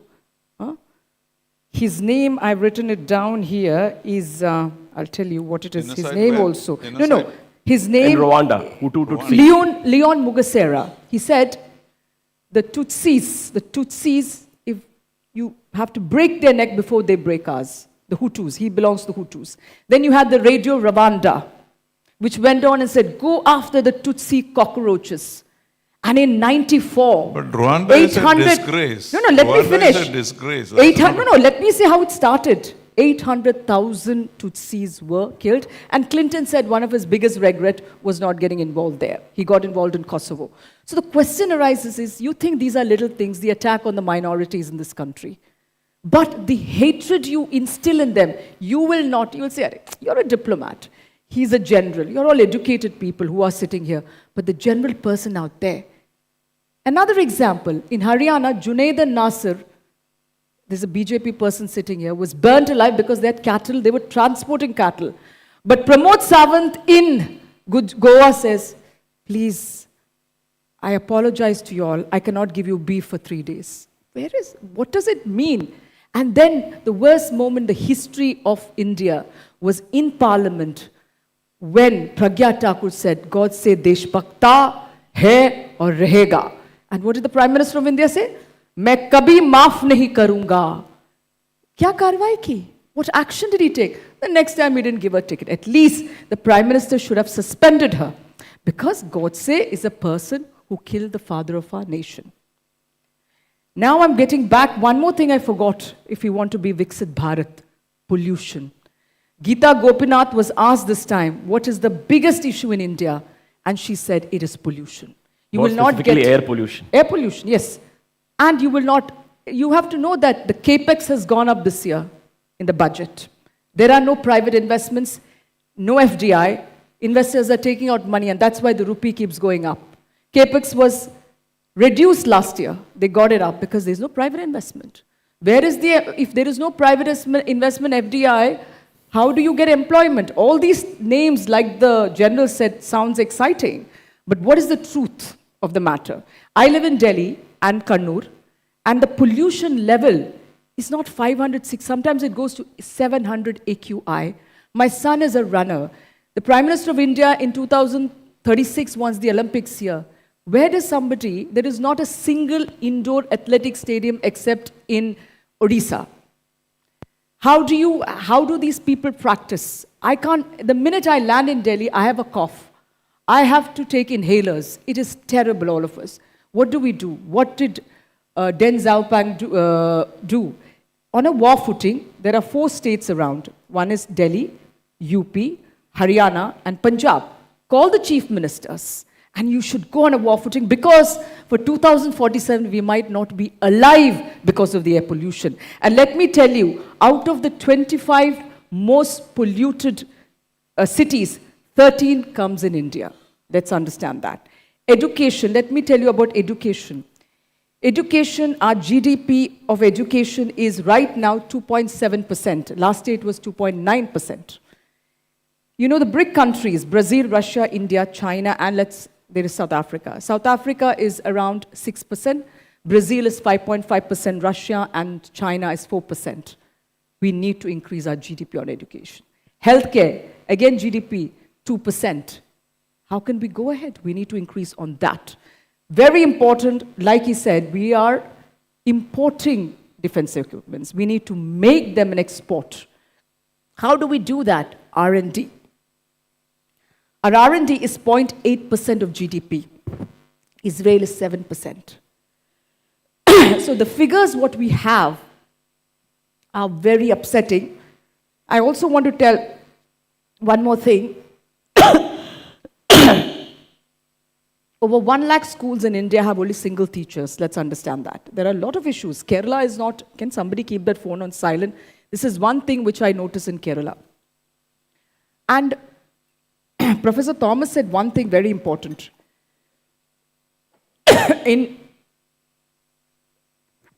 There was discussion and debate during the UPA times. Why was there discussion and debate? Because when I still remember the 2G scam was there, Manmohan Singh would be sitting there. We had an Indo-US nuclear deal, which got cleared in 2008, but the discussion started in 2005, and we went on with it. Certain domestic amendments were changed in the United States of America to pass this deal. We have a trade deal right now. Parliament was on. When you ask the foreign minister, he says, go to the commerce minister, Piyush Goyal. Piyush Goyal says, go to Jaishankar. No, we all, like you said, it's a difficult time with American president half mad. The prime minister should come to the parliament and say, listen, during these difficult times, this is what I could get. No, everything is perfect. That is the issue we are facing. Be honest, be transparent, be in parliament. Don't you dare think you're above the people of India. So let me come back to my first question, which you stopped me from asking. Is if you look at the statistics, weren't there more communal incidents in the past than now? No. We always heard about so many incidents everywhere. See, when... In terms of numbers, it is much less today, though they are exaggerated and reported. See, but this was part of India's, plight, that we were confronting each other for a long time. No, so we had to deal with this all the time. No, and it's therefore, not that. You cannot say that this has increased beyond a point in India. No, what is increased is hatred. You said communal violence. When the people who do the violence are in government, it definitely comes down. Let's understand that. The other thing is the hatred. You want to have good relations with Bangladesh. You sent Jaishankar when the mother died of the present prime minister. Now the speaker went, Om Birla, there when he became the prime minister. But you, at one side, Amit Shah says, wo termites ko bahar nikalna hai Bangladeshi. Bangladesh is a neighbor we have very good relations with. So if you want to go on... We created Bangladesh, don't Sorry? forget. Of course I know that. But with the Mukti Bahani also, let's not take them out completely. Let's understand there was a Mukti Bahani involved at that point of time. What is the issue is you keep criticizing one side internally Bangladesh. There's a West Bengal election, you go on. Himanta Biswa Sarma every day insulting the Bangladeshis. A cricketer who the Knight Riders took in, Bangladeshi, you chuck him out. That is silly. Because, and then you said we want to have good relations with Bangladesh. But just after Pahalgam happened, when the victims of Pahalgam and their families said we should not play with Pakistan, you go ahead and play Asia Cup. Why did we play at that time? We know what happened during Moscow Olympics when America boycotted. We know the LA Olympics when the Russians, USSR at that point of time boycotted. We should have boycotted Pakistan. We should not play cricket with them. We should not trade with them. It is enough is enough with them. But we do not. Because in cricket you make money, BCCI. So then you have double standards. So I think it is not that one is against the Prime Minister. We all have to think about India. But we want the Prime Minister to say the actual Sabka Saath, Sabka Vikas. For example, the Navrane's book. I'm glad we played cricket because we beat them. No. If beating them is not a big deal, It is not about beating I them. would prefer beating them rather than not playing. No. We should not play because then everything looks hunky-dory, and where you do not shake hands, even the cricketers are upset about it, like Sunil Gavaskar. It's not me. And also let's understand that this sort of hatred which we are having, is not good for India. It's But not you know good what, for any one of us. What happened to Hindus under Yunus in Bangladesh? No. So how can you ever justify it? No, I'm not. Of course, I'm the first one who tweeted on that. The minorities have to be protected there. It is, but we are a bigger nation. You can't compare us to Bangladesh. This is our problem. We should stop comparing ourselves to Bangladesh, Pakistan. a matter of Our comparison should be to China, should be to the US. That's when we will reach there. So China is also killing their own people in different parts of China. They are killing in Uyghur. But what I'm trying to say is why they can bully the United States is because of R&D, which they invested in. They export. Israel, you didn't speak, you spoke about Ukraine, but you have not spoken about the Israeli-Palestinian issue, which affects the Middle East and which affects us Indians. So Netanyahu is supposed to be a war criminal, but he's all over the world, So there are no rules in this world. It all depends upon where America stands, just like you go and kidnap a president of a country and take him to United States.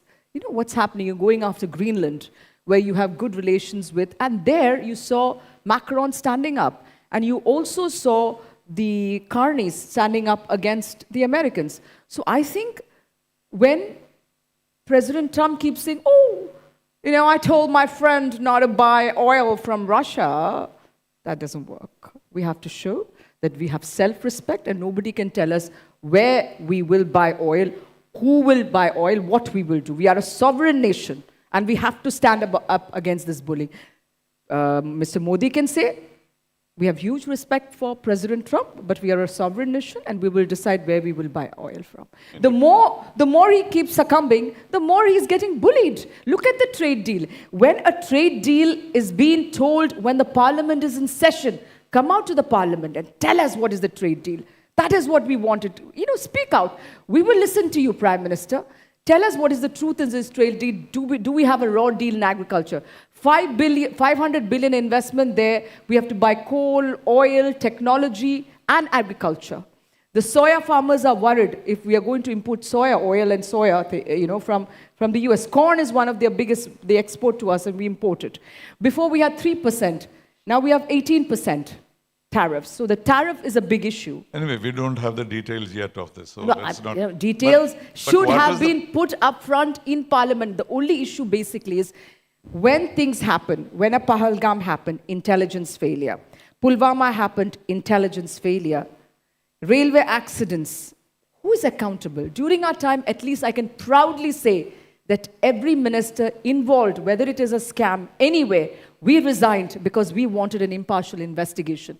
Who resigns in this No, government? I think our discussion is we are moving away from. No, I'm talking about 2047. I know. For that, you need accountability. But please If you tell us- want a Viksit Bharat, you need accountability. No, what are the conditions that you expect for us to reach the 2047 as Viksit I told you, Bharat? invest more in education, invest more in healthcare, accountability, R&D, very important, and stop what is happening in this country, bulldozing houses, bulldozing people. They are the others. Christians cannot celebrate their festival. Muslims are bad. We have to stop this. Anyway, let us not have a.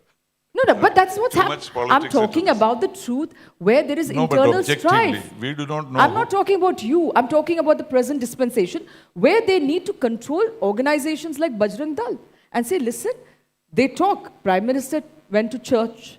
We saw him in the church with a lot of priests and everybody. Very good thing which he did. I appreciate it. He met yesterday, Mr. Kantapuram. Very good thing. Appreciate. But at the same time, you got to practice what you preach. No, but in 2047, we do not know what the government would be. No, whatever. So we should not whatever. look at- It's not no, about the when we look government. at- If when we India look- has to be developed, all of us have to work. Now we have an educational institution here. They are required for us. Each one of us should think, विकसित Bharat, but उसके लिए हम जब लड़ते हैं आपस में, विकसित कैसे हो सकता है? वो है मेरा सवाल आज कि विकसित भारत के लिए നമുക്ക് തമ്മിൽ പരസ്പരം വെറുപ്പുണ്ടെങ്കിൽ, നമുക്ക് ഒരാളെ ഇഷ്ടപ്പെടുന്നില്ലെങ്കിൽ, ഞങ്ങളെ തോട്ട് പ്രോസസ് എന്താ രാവിലെ തൊട്ട് രാത്രി അതായിരിക്കും. പിന്നെ വേറൊന്ന് religion like the democracy, I say. no, church has to be separated from the state. All right. Like in Europe. Europe. It would be unfair to have this kind of discussion here. So what I'm saying is... No, you asked about Viksit Bharat. I have No, to but be what are clear they- on it, no? Exactly. And I have appreciated the Prime Minister also. I have not gone after it. I am saying that if we all have to be one, Kerala is the biggest example. I am a proud Malayali, I must say. ഞാൻ ബഹുമാനത്തോട് പറഞ്ഞ ഞാനൊരു മലയാളിയാണ്. ഇവിടെ കലാപം ഉണ്ടാവില്ല. ഞങ്ങൾക്ക് ഇത്ര ശതമാനം ന്യൂനപക്ഷം ഉണ്ടായിട്ടും ഹിന്ദുക്കൾ ഉണ്ടായിട്ടും എന്തെങ്കിലും എപ്പോഴും കലാപം ഉണ്ടായോ? എന്തുകൊണ്ടാന്ന് പറഞ്ഞാൽ ഞങ്ങളെല്ലാം ഒന്നായിട്ട് ആലോചിക്കുന്നത്. ഞങ്ങൾക്ക് വിദ്യാഭ്യാസമുള്ളുണ്ട്. Is there a single day without violence in Kerala? No, but violence, but it is not a, it is a political violence. And of course, I have also one more figure which I have to tell you. Convictions, this is the National Bureau of Crime Records 23, conviction for murder is 37% and for rape is 22%. And one more thing, as you are right, there is crime, but I'm talking about communal violence. That is something which we should not even delve into it. We should talk, even anybody, whether it is the Congress, whether it is the CPM or the Bharatiya Janata Party. We have elections coming around the corner. നമ്മൾ പറയേണ്ട എന്ത് വികസനം നമുക്ക് ചെയ്യാൻ പറ്റും? നിങ്ങൾ പറഞ്ഞ ശരി, നിവേശനം കുറവാണ് ഇവിടെ, സ്ട്രൈക്കുള്ളതുകൊണ്ട്. അത് ശരിയാണ്, നിങ്ങൾ പറഞ്ഞ ആ പോയിന്റ് കറക്റ്റാണ്. നിവേശനം വേണം, എന്നാലേ തൊഴിലുണ്ടാവുള്ളൂ. തൊഴിലില്ലല്ലോ. ഞങ്ങളിത് ഏറ്റവും വലിയ റെമിറ്റൻസ് അല്ലേ കേരളൻ്റെ income. Okay, I think Professor Thomas wants to leave. Thank you very much for joining us. Thanks. Are you going to give him a souvenir? Second. So please wait, since Professor K.V. Thomas has to leave now, I request Mr. Srijit SS to hand over the memento to him.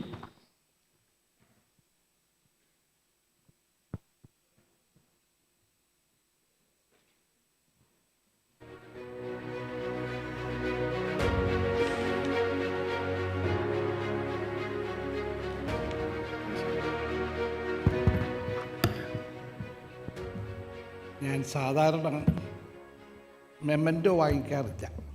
ഇത് ഞാൻ നിഷേധിച്ചു എന്ന അർത്ഥത്തിലല്ല. കാരണം എൻ്റെ വീട്ടിൽ 1000-ഓളം memento ഉണ്ട്. ഒരിക്കലൊരു കുട്ടി എൻ്റെ ഗ്രാമത്തിൽ നിന്ന് വന്നിട്ട് എന്നോട് ചോദിച്ചു, എന്നെല്ലാവരും മാഷെന്നാണ് വിളിക്കുന്നത്, മാഷ് നല്ല സ്പോർട്സ്മാനാണല്ലോ എന്നാണ് ചോദിച്ചത്. അതിന് പകരം ഞാൻ എപ്പോഴും പറയുന്നത് ചെടികൾ കൊടുക്കാൻ. ഞങ്ങളിപ്പോൾ 1,00,000 കറിവേപ്പില തൈകൾ വിതരണം ചെയ്യുകയാണ് എറണാകുളത്ത് വിദ്യാർത്ഥികൾക്കായി. അല്ലെങ്കിൽ പുസ്തകങ്ങൾ കൊടുക്കുക, അല്ലെങ്കിൽ ഷോൾ കൊടുക്കുക. അതുകൊണ്ട് ഇനി ഭാവിയിൽ ബുദ്ധിമുട്ടില്ലെങ്കിൽ ചെടിയോ ഷോളോ പുസ്തകങ്ങളോ കൊടുക്കണമെന്നാണ് എൻ്റെ വിനീതമായ അഭ്യർത്ഥന. കാരണം ഇത് വെക്കാൻ വീട്ടിൽ സ്ഥലമില്ല, ഇതിന് വിലയുമില്ല, ആരെങ്കിലും വാങ്ങിച്ചുകൊണ്ട് പോകുകയില്ല. അതുകൊണ്ട് വിലയുള്ള എന്തെങ്കിലും ഭാവിയിൽ കൊടുക്കണം. എനിക്ക് പോകേണ്ടി വരുന്നത്, എനിക്ക് നാളെ രാവിലെ 8 മണിക്ക് എറണാകുളത്ത് ഗവർണർ പങ്കെടുക്കുന്ന ഒരു പരിപാടിയുണ്ട്. അപ്പോൾ 9 മണിക്കത്തെ ട്രെയിനിൽ പോയാൽ അവിടെ എത്താൻ പറ്റത്തില്ല. ഈ ചർച്ചയിൽ പങ്കെടുക്കാൻ കഴിഞ്ഞതിൽ വളരെ വളരെ സന്തോഷം. ഒരു കാര്യം മാത്രം പറയാൻ ആഗ്രഹിക്കുകയാണ്. പണ്ഡിറ്റ് ജവഹർലാൽ നെഹ്റു കാണിച്ചൊരു പാത നമ്മൾ അഭിനന്ദിക്കേണ്ടതാണ്. പാർലമെൻറ്റിൽ അദ്ദേഹം കൃത്യമായി വന്നിരുന്നു. അന്നത്തെ ഏറ്റവും ചെറിയ ഒപ്പോസിഷൻ നേതാവായിരുന്ന AK ഗോപാലൻ, നമ്പറില്ല, പക്ഷേ അന്നത്തെ പാർട്ടിയിൽ കൂടുതൽ AK ഗോപാലൻ പാർലമെൻറ്റിൽ വന്നാൽ പണ്ഡിറ്റ് ജവഹർലാൽ നെഹ്റു വരും. ഒരു വലിയ ട്രഡീഷനുള്ള ഒരു രാജ്യമാണ് നമ്മുടേത്. ഞാൻ പാർലമെൻറ്റിൽ ഇരുന്ന കാലഘട്ടത്തിൽ രണ്ടും കണ്ടിട്ടുണ്ട്. മൻമോഹൻ സിംഗിൻ്റെ കാലഘട്ടവും അല്ലാത്ത കാലഘട്ടവും കണ്ടിട്ടുണ്ട്. പക്ഷേ പാർലമെൻറ്റ് ശക്തമായി പ്രവർത്തിക്കണമെങ്കിൽ ഡിബേറ്റ് നടക്കണം.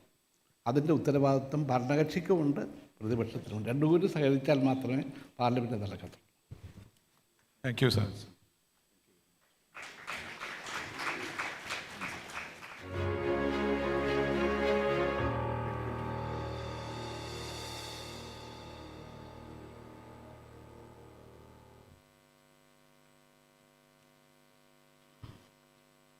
Thank you, sir. Thank you, Professor K.V. Thomas, sir. We will definitely take up your suggestion for the next time. Let's all give a loud round of applause to Professor K.V. Thomas. We'll continue with the discussion, sir. Thank you. We have time till 8:30 for this particular round.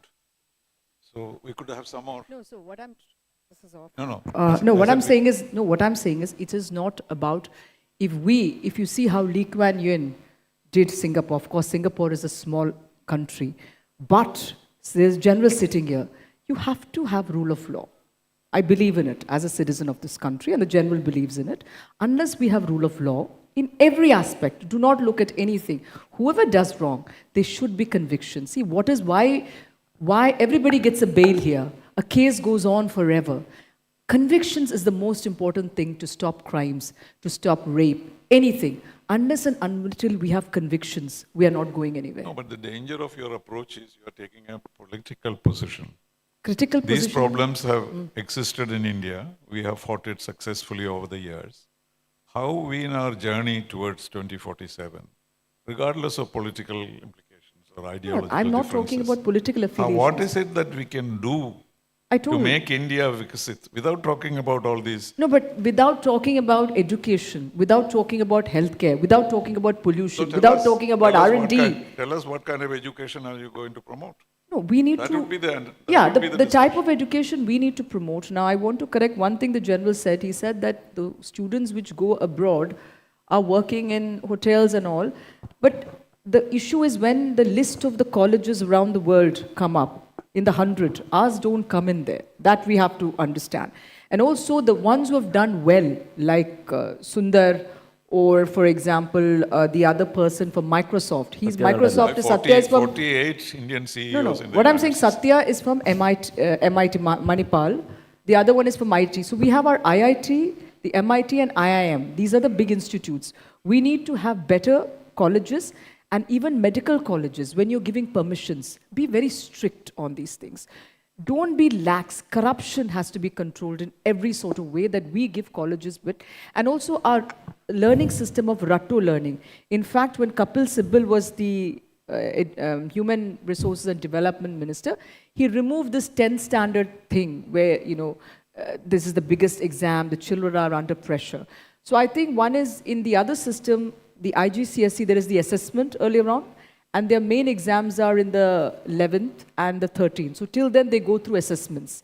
Now, I went to a CBSE school, and from young age, we have a test every week. We have a quarterly exam, we have a half-yearly exam, then we have the mock exam. So I think more of the Ratto learning should be reduced. And skill is one of the things which I see lacking amongst Indians. If you go anywhere, if you go to a shop, if you go to any institution, skill is not there because in many schools, not maybe in Kerala, in North India, they pass from one class to the other without any exam or without any assessment. So what I've understood that power of holding up the memory power is short and they're not learning any skill. So suppose if you're in Dubai, you go to a restaurant, they don't train that person on you. Here the training happens on you as a client who goes there. You will know that somebody new has come in.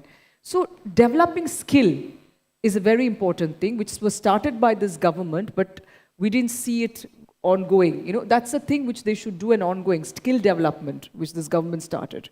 So making those smart cities. On this question of children leaving or looking forward to going abroad, I think that's a very natural tendency. Migration has been centuries old. I'm not against it. Where there is better facilities, better promises, people move. In fact, civilizations have been But you made. make better education systems Civilization here. has been made by people moving. So we should not regret that. I think I need to clarify what I said. Migration of students was not expressed as something bad.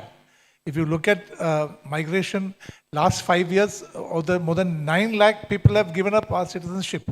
The point I wanted to raise was, if the quality of our education, domestic education that's in India, was so good, then for the children to pick up courses just for employability outside was not required.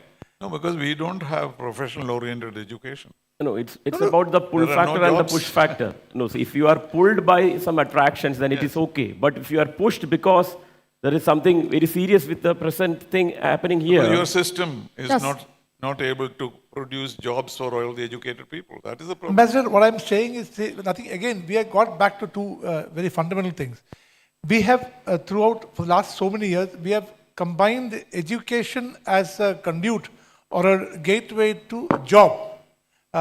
Education is basically making a person in a place to judge better, as a better human being, to think what is right, wrong, and this thing. And then, even like he said, after some time, you pick up people, those who are interested in fundamental research, they go there. Those who are don't want to study, they want to go for skill, they go there. Now look at the engineering colleges. I'll take a classic case of engineering colleges. We have engineering colleges across every nook and corner of India. Which we should But- not. Huh? Which we should, that's what I'm saying, better education Now- colleges. Look at the bridges falling, look at the houses falling, look at our fundamental, the way we look at engineering in our infrastructure development. We are actually inept. We are inadequately placed with our own resources. Now the same people, when they go out and they do better, they don't want to come back. They don't want to. Why? If we are so good, now there are people saying, no, I see on Facebook and social media, the person has given up his job in UK, coming back. So people are shouting, oh, well done, come back. Then what does he do after that? Now, the question is, if you're linking education to livelihood, sorry sir, that's not the right thing. Yes, you basic education and then get people out. Now look at our exam system, marks. How he gets the mark? Nobody knows. I sat, just for information of everybody, I sat on an interview board as a chairman, interviewing somebody who came for an appointment as an associate professor, assistant professor in Army Law College. That man was supposed to have had doctorate in law. He had done LLB, LLM, and then that doctorate. And his doctorate, he said, was on Uniform Civil Code. So I asked him, can you tell me something about Shah Banu? He looked at me. Now, he's a lawyer who said, I have got so many years of practice and I've done research. I've done a doctorate. He's right, doctor, so and so. I asked him, can you tell me something about Shah Banu? Now, he sat looking at me. Shah Banu, kaun sa court ka judge sa? No, the best part is his thesis is in front of me. And I opened that page in which Shah Banu has been listed. He is supposed to have written it. And so he didn't know. That is the doctorate.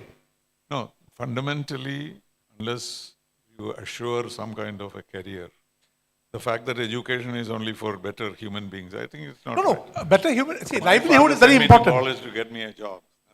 So, therefore, if the idea is to create a job, then you have a tier Degrees system. which suits you to or takes you to those jobs. Exactly. But that is why people don't. No, so a simple example of discipline. Here, I live in Delhi and you will see people jumping traffic lights. The bike guy just comes this way. The same people go to Dubai. Do they break laws? No, because your fine is 600 dirhams. They take away your license. Now, fine them 2,000 rupees. They'll say, oh, you're pavam, paisa illa. Paisa illa down, kodakatta oru prasham. Pinne jeevithathil cheyyula. Jeevithathil onu cheyyula. That's my thing. Give them a fine. We have to be, nammakku oru karyam illa, Indiansine, achchadakkam. Achchadakkam ennu parayunna karyam illa. Achchadakkam undayal, ഞങ്ങൾക്ക് എത്ര മുന്നോട്ട് പോകാൻ നിങ്ങൾക്കറിയില്ല ആരായാലും പ്രധാനമന്ത്രിക്കുണ്ട് അത് ഞാൻ പറയുന്നുണ്ട് നിങ്ങൾക്ക് ഞങ്ങൾ പറയേണ്ട കാര്യം പറയണം അച്ചടക്കം വേണം അച്ചടക്കം ഉണ്ട് ആ ഡിസിപ്ലിൻ ഉണ്ടായാലേ ചെയ്യാൻ പറ്റില്ല the same people go to Dubai Malayalees എന്തൊരു നല്ലോണം അവിടെ റൂൾസും നിയമവും North Indians all over they following the rules. So what happens to us? Even there's a bridge now under construction in Trivandrum. I saw it today coming from the airport. Why does it take long? Just because we people feel, I will tell her, we need the civil society. We go to Dubai and the Bengalis come here. So it's a very good balanced situation. Bengali, so. This is the Dubai for them. So it's all natural. It's a natural kind of. No, I don't think, see, if we start taking things lightly like this, that's No, when. I'm not saying lightly. With all responsibility, I'm saying. Yeah, what I'm saying. That people will go where the opportunities No, are. no, it is not opportunity. So See, we have why? to create the We have to create the opportunities. opportunity. That's what I said. FDI out of this country. We need to understand why private invest. See, how do we get jobs? One is government jobs, which we need to reduce because we need to reduce the government spending on us, isn't it? We need to have private people spend. We need to be more of, if we want to be more capitalist. So why is private investment going out? Why there's no FDI?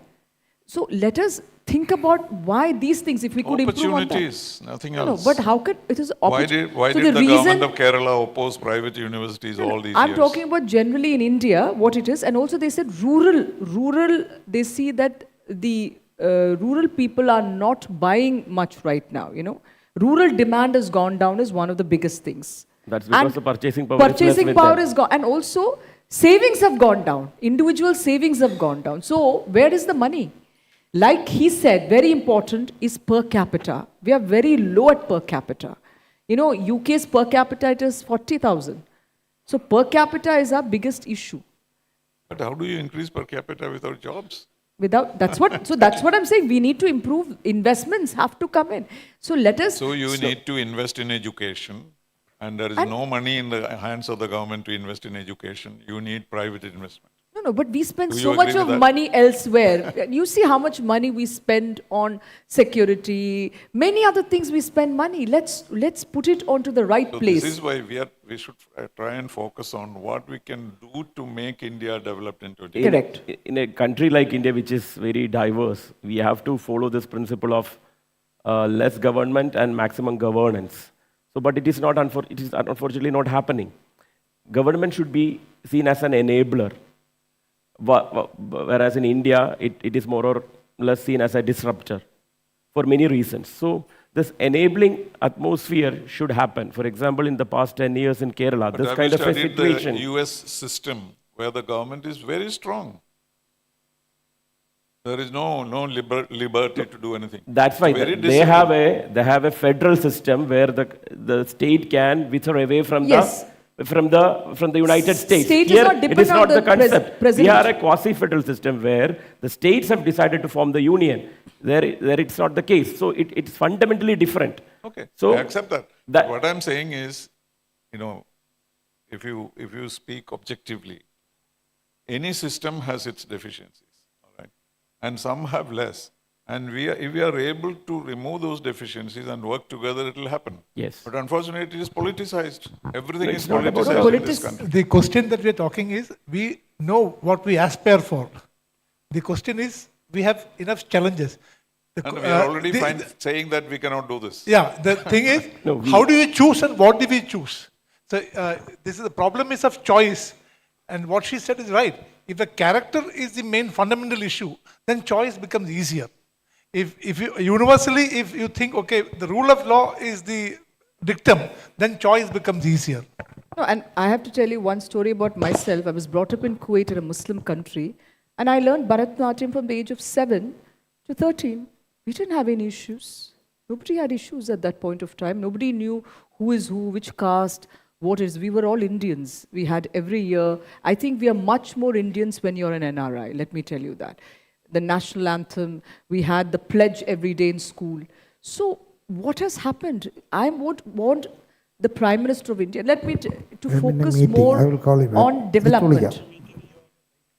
Development of India, rather than, for example, let me tell you one thing. I know you might not like it. Prime Minister of India, 2 terms. Very nice. You know, he has done it to win 2 terms and 3rd term he won. But when you're going out campaigning, you're saying, Congress party आपका बहस चीन के मुसलमानों को देंगे, आपके मंगलसूत्र चीन के मुसलमानों. Prime Minister should avoid all No, but this. sorry, this is not the discussion Yeah, that we but should have. what I'm trying to say Sometimes is, Shama forgets that you are not sitting in a panel. sorry. on the No, what I'm TV. trying to say is, I respect the Prime Minister of India, that I would want him to do Viksit Bharat. Okay. Focus on Anyway, I that. think we have exhausted our own internal discussion, so let us open it for Yeah, the audience questions to from ask the audience questions so side. that we go into the concerns of the audience. Yes, the lady there. Mike. Can you give her a mic?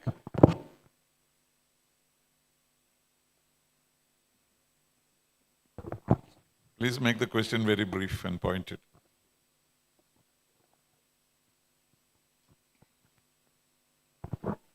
This is actually not a question. I was just coming back to the discussion. We were discussing about the civic sense here. So I was just thinking, I'm part of Young Indians, an organization which is the youth wing of Confederation of Indian Industries. My name is Shankari.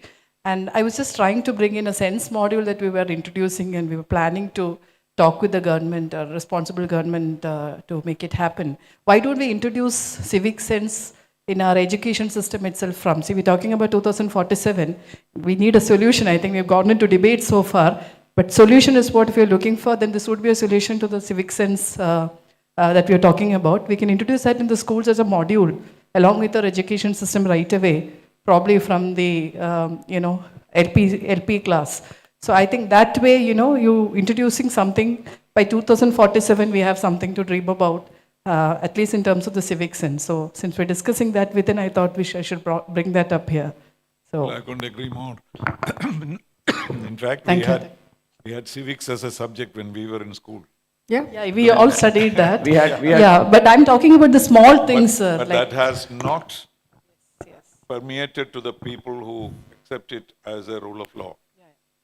So civic sense has been neglected, not because there was no study, but because of the general attitude towards it. we can actually introduce that We as a also have module. ethics studies. Yes, yes. How much of it has influenced each one of us? Yes. So I think we should introduce that as a module from the school level, not just in Kerala, but across India. And that will help us by 2047 with just the small things, not the civics that we learned. Any comments on it? From the Yeah, panel? see, we have a problem with the education system since what you call Macaulay introduced the general education system for India. So the Britishers wanted Indians at their level, or at least at half of their level, to kind of get involved in administrative issues and all. So our existing traditional knowledge transaction kind of had to be sidelined, and then we had to kind of practice this Macaulay system of education. After gaining independence also, we were kind of making this as a practice just to make more and more people getting employment. We did not call it meaningful employment. We did not call it gainful employment. Just employment was sufficient at that point of time because we had poverty to fight, we had hunger issues to fight and all. So over a period of time when these things got changed, see what difference has happened in Kerala is actually an indication of that. See, Kerala was what you call below par at the time of independence, right? When we consider about our social indices or whatever parameters you take. Now, slowly we could change from one generation to the other. Now, this kind of a, what you call, generational shift should happen, not only just in educational systems that we are going to practice, but in all other things as well. So, unfortunately, that is not happening in most part of the country. When we come to Kerala also, the civic sense, we are zero at that. We had moral sciences as a subject when we were doing our lower primary and upper primary.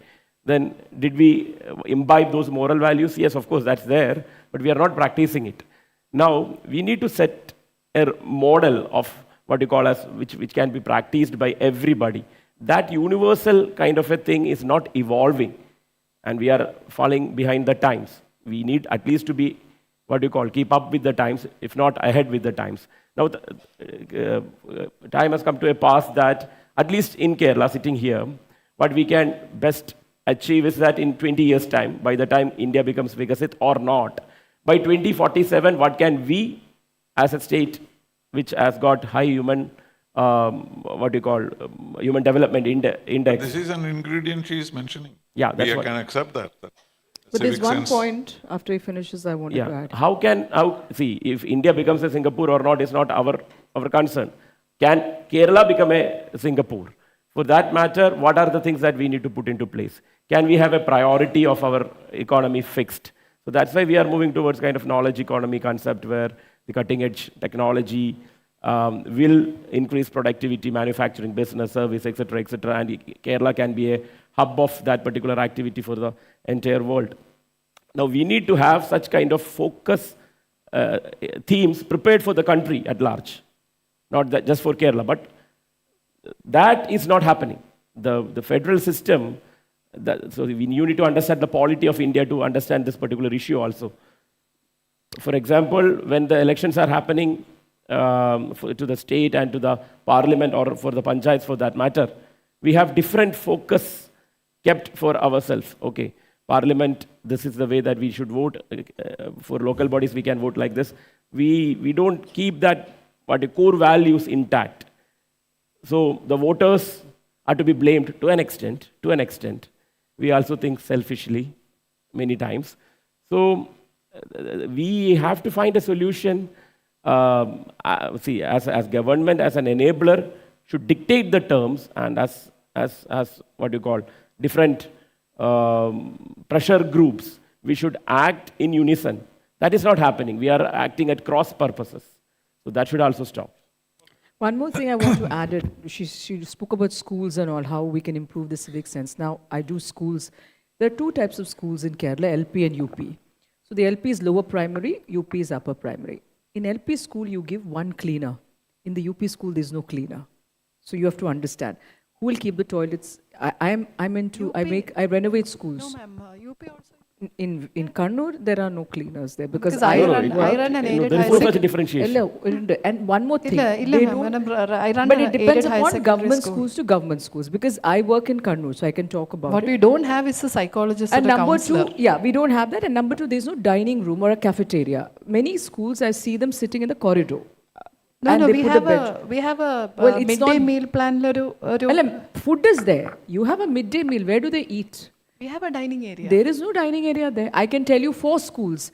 Ganapat Muattara school doesn't have a dining area.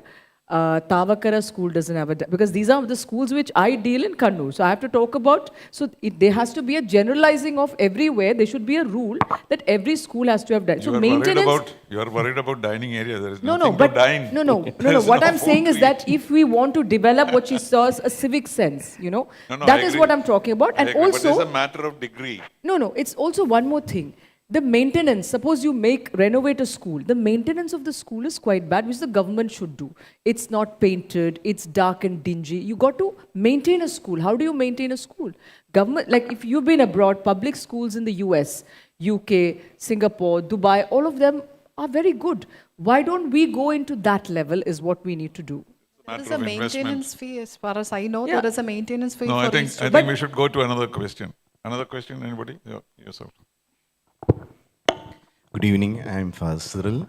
I am also involved in human resource development through schools, colleges, and all. I'm happy to be here because of my friend Matthew. And we are discussing about developed India. I think, what are the parameters when we think about development, especially for India? For example, recently I had a discussion with somebody from Switzerland, and they think when they have increase in the number of personnels needed for law and order, to keep the law and order, they think it as something against development. Because, for example, I shall explain it. Earlier, when one police personnel could manage a crowd, now they need 150. That means they think it is a hindrance to their development. That country considers development in that way, because many things that were taken as granted. The civic sense is also important in that sense. And another thing, I have a question to all the panelists. First, we have to identify the specific challenges for development. The slogan is very good, developed India. But what are the challenges, specific challenges we have to respond towards this developed India? We can have many slogans. And even in the discussion, we are not coming towards pinpointing our issues or challenges or aspirations or our choices. We are not pinpointing. We are just having a discussion and the topics are varied. So first question is, what is development according? Is it GDP? It's not. For example, for Switzerland, they can be considered still as a developed country. Their GDP is very high, but they don't consider because of the increase in police personnel. This is very strange.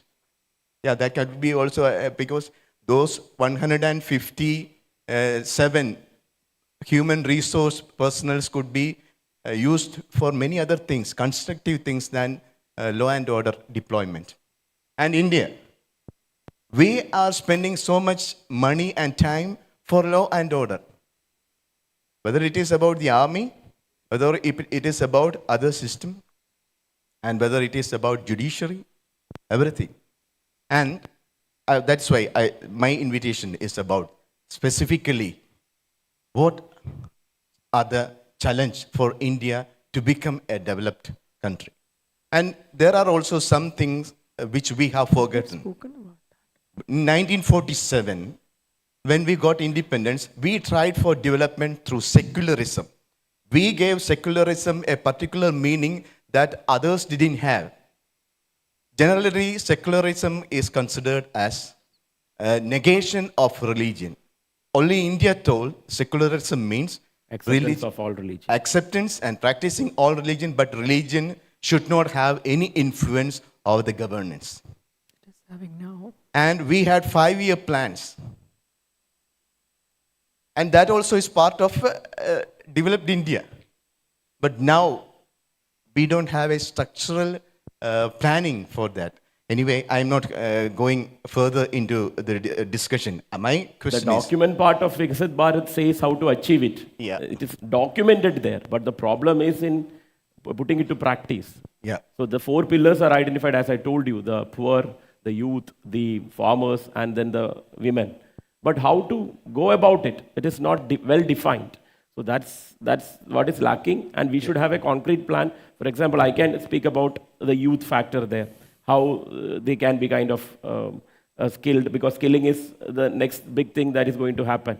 If you are not skilled, even with a post-graduation degree, you are of no use. Then you cannot be Yes. called as job ready. Now, this job readiness index, that is one thing which we need to, as you told about the number of policemen, here that index should be kind of job readiness index, not about the percentage of marks that you get, not about the grade that you get, how job worthy you are, and that job worthiness can be in your chosen field, not a particular field that is kind of thrust upon you. yeah, that So- would be also an answer for migration.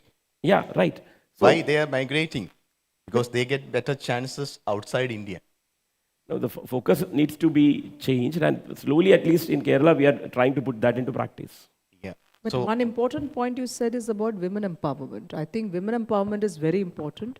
And in a state like Kerala, where we have 51%, I think we really need women empowerment, which Okay, we can list all this discipline. Can I just add one point? Father, if it was so easy to list out the problems and give the possible ways out and tick. It was so easy, it was so beautiful. That's what we are trying to do. I'm General, sure this is. you will get the heaven by doing ticking off. We will discuss it, we will debate it, and finally we come to a stage where it is acceptable. Somebody asked about civic sense. എല്ലാ സ്കൂളിലും പഠിപ്പിക്കുന്നുണ്ട് civic sense. വീട്ടിലും പറയുന്നുണ്ട്. Why is it being done? Because there is no penalty, there is no cost to it if you break it. So that is what we talk of character. See, it's so simple to say, give me a solution, I will do it. No, it doesn't work that way. We are 174 crore. no, 146. 140, 146. 1.4 billion. Here only you think we spoke nothing, but that's the way it is. No, but in this, what he said is very right. Lee Kuan Yew, when they started off in Singapore, people used to spit around. They used to pee, So what he did is he took them to a good building, put them off. They started staying in nice apartments. Then they used to pee in the lift. So he put a camera there. Then they started, you have to fine them. So the fines were very high. Basically, like he said, if you don't have a punishment for something, you keep doing it. If you're going to keep getting bail, if the cases go on for long. So conviction, fines are very important for a society to, come up with their civic sense, and rules and regulations have to be there.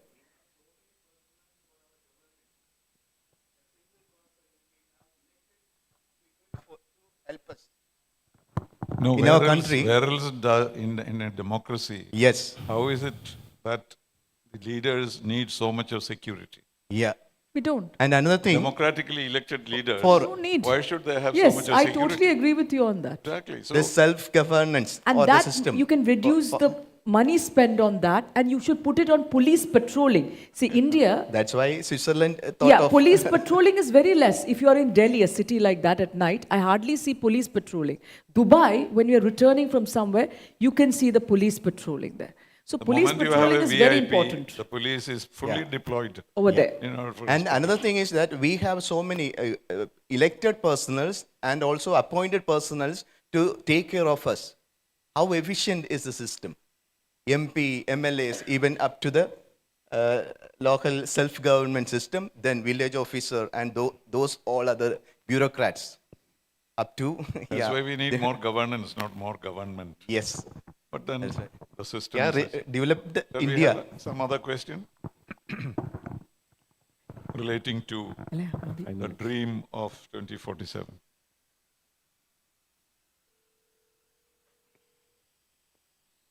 Hi, so my name is Google. Putting aside all the politics, I have a very simple but it may be controversial question. Like, so how will AI impact how we reach the developed status? Like, what challenges will AI and the current rate of automation will cause the people in a developed nation? Now, I will give you an example I will give two examples. Where did you study your graduation part? I have done BA English from BA English. English from? Kerala University. Which college? University campus? No, I am from Marian College of Arts and Science. Marian College. In 2047, you will be celebrating your 25th year of passing out from your college, okay? So India would be either developed or developing, or who knows what will happen to the country if things are not taken into that particular, cognizance. Now, 2047, you will be going for a reunion in your college. How will you go? So you will be thinking about the car that you are going to drive, the color of the car, the make of the car. But if you fail to understand that, you will be going in an electric vehicle, or at least in a hybrid vehicle, or in a hydrogen fueled vehicle, then your education is of no use. And if you are thinking that you will be driving the car, then there will be no such car available in the market which can be driven by a person in 2047. So in 2047, if you are not able to understand these two things with respect to your own reunion in your college, then our education fails us. So the AI, exactly, I'm coming to the point where AI is contributing to the development and at the same time contributing to the unemployment factor that we are very worried about. Now we will have a lot of other employment avenues coming up, okay? So traditional job avenues might not be there, it may vanish, but of course, other avenues will come up for sure, and it is our duty to foresee that. It's not that it will happen and then we will adjust to it. We were doing it so far.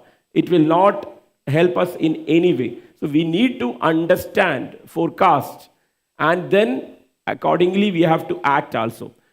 Both the union government and the state government has got a priority to do that. Otherwise, we will be failing your generation and the generations to come.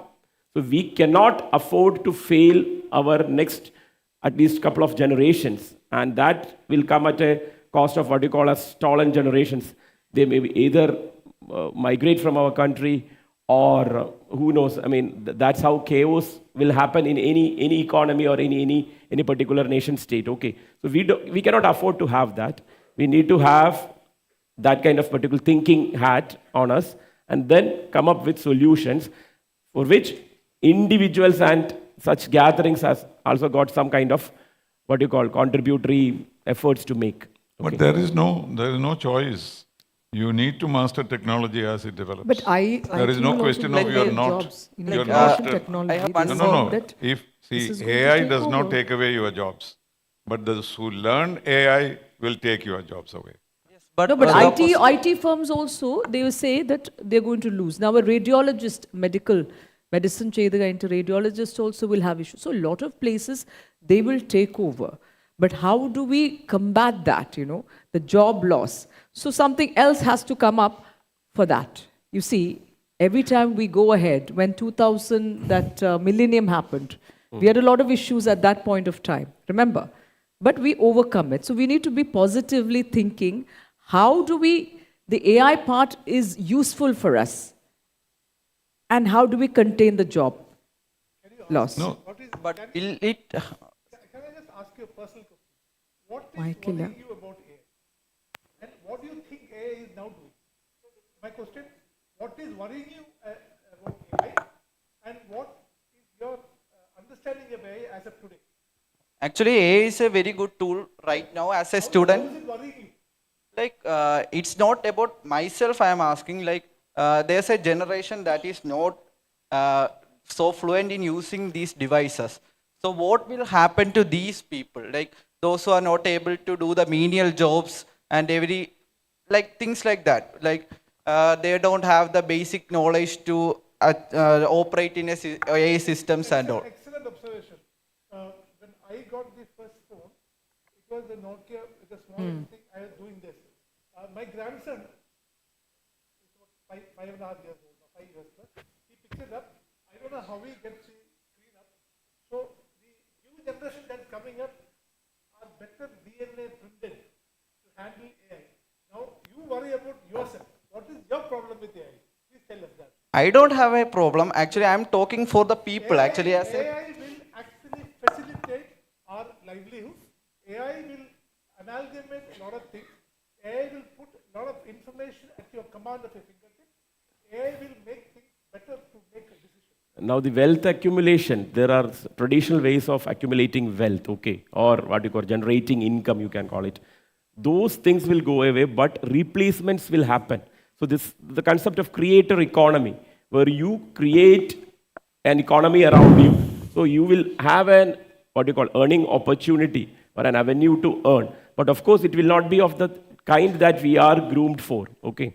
one question, like, the AI is developing at a pace we can't even dream of right now. And if we are not prepared right now for the loss of jobs, what will happen when a situation reaches where suddenly one day companies start laying off people? There is unemployment on the street and people are rioting. Like, so what happened in Nepal and Bangladesh?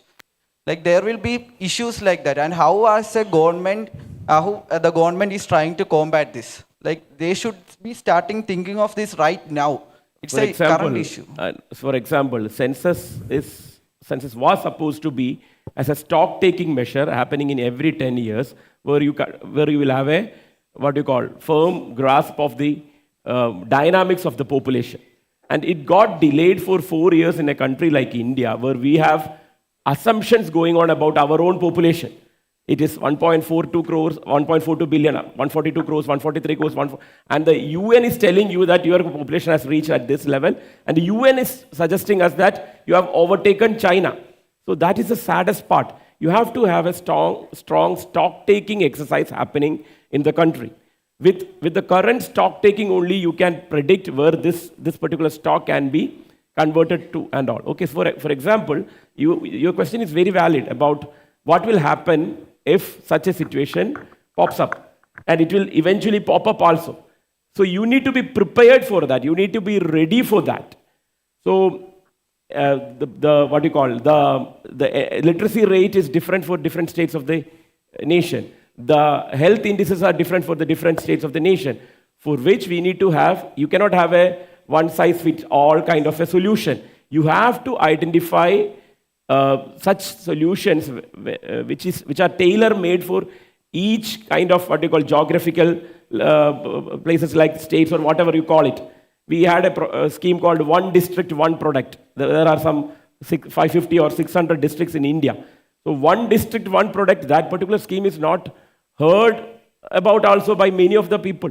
Then how can you promote that kind of a concept? So for which we need to have strong, what you call, bottom-up approach than top-down approach. So these are two different approaches. So we need to have a policy where you are having your ears kind of stuck to the ground, and then you pick up those changes, those finer changes, and then you adapt accordingly. No, please remember, whenever new technology developed, there is always resistance and fear. When the first, steam engines were invented, people thought that they would lose all their jobs, but everything will be done by the steam engine. No, please listen to me. So similarly, in new circumstances, the people who belong to that generation will adjust themselves to it. So you cannot anticipate and say what jobs. Now we know that entry-level jobs will disappear because most of the research that young people do when they join a company will be done by ChatGPT. So that spare time is used for them to do something else. So he should develop some other knowledge, and therefore that will fall into place. So your fear about technology is not justified. The technology will grow in a way in which it will serve the people. Be confident about that. And that we will adjust ourselves. Some people will be disadvantaged, others will not be, will have advantages. But finally, the level playing ground will come. That is my expectation. And that is what history has taught us. Anyway, we have only another 20 minutes to go. So, Into 8:30. Sorry? 8:30. It's still 8:30. 8:50. I will add 8:30 one we point already for have, you. but 20 minutes of questioning we still. Yeah, but I think they've asked, no? Sorry? They've asked the questions. I think we've. No. If there are no more questions, we can. Yeah, I think that's better. Are there questions? No, I'm saying.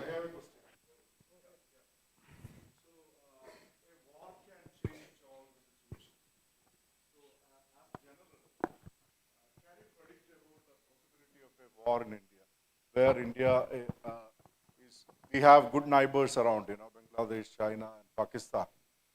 Good with Is there- inverted is there- commas. Good yeah. with inverted commas. Yeah, correct. Is there any chance for a war, a full-time war with these countries? A general will be the last person to predict a That's war. very okay? difficult.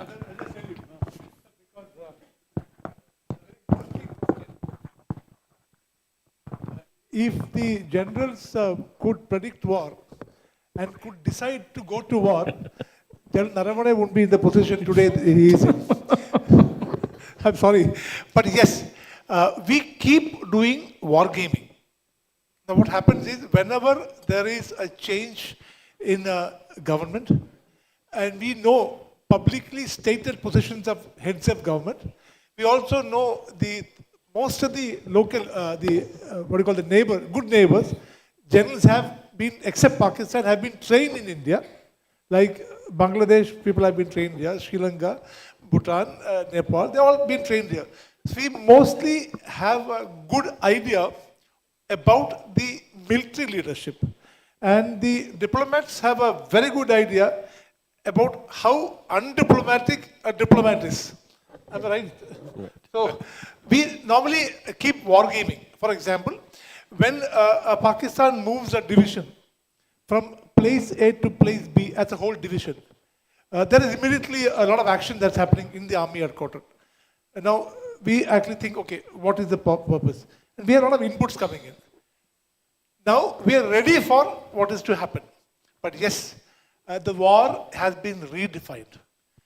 The way we know war is, that the famous song, Chal Chale, that doesn't happen anymore. War happens. You will come to know war when it has happened, not about to happen. We all know the Kargil war, am I right? If I ask you, when did the Kargil war finish? You will say the moment Pakistan left Kargil Heights. No. It finished in 2004 November. I was posted there. The firing continued. Now, how do you call it war? Firing continued. People kept dying on both sides. But the war for Indian citizens had finished the moment they declared Pakistan has left the Kargil Heights. No, the war ended on July 4th. That's officially. July In Washington. 25th. In Washington. Yeah. July When Clinton 25th. told the Prime Minister of Yeah, the war has Pakistan ended. that if you but don't Indians stop and it. Pakistanis kept fighting. Now, how do you define war? The domains of war have undergone vast change. It is economic war, information warfare. Think of it, cyber, space. So we can predict with a reasonable accuracy how an attack would come, and he can predict how we would respond. But the beauty is how to create that surprise, like what the ambassador said when we did the nuclear test. Surprises do happen. But wars are on. It is continuing, but not the officially declared war. I hope I have answered your question. I don't think there will be a decisive war at all in the future. It will all be in different directions, in different ways. We think we've beat the Pakistanis in Kargil, but very few people know that it was negotiated in Washington. So these are things that happen, and diplomacy often takes over. And decisive wars are not possible because of the nuclear power, nuclear capability. Because the fear of total annihilation is very real. And therefore, I don't think we should worry too much about major wars between our countries and the neighbors. Nobody will do that.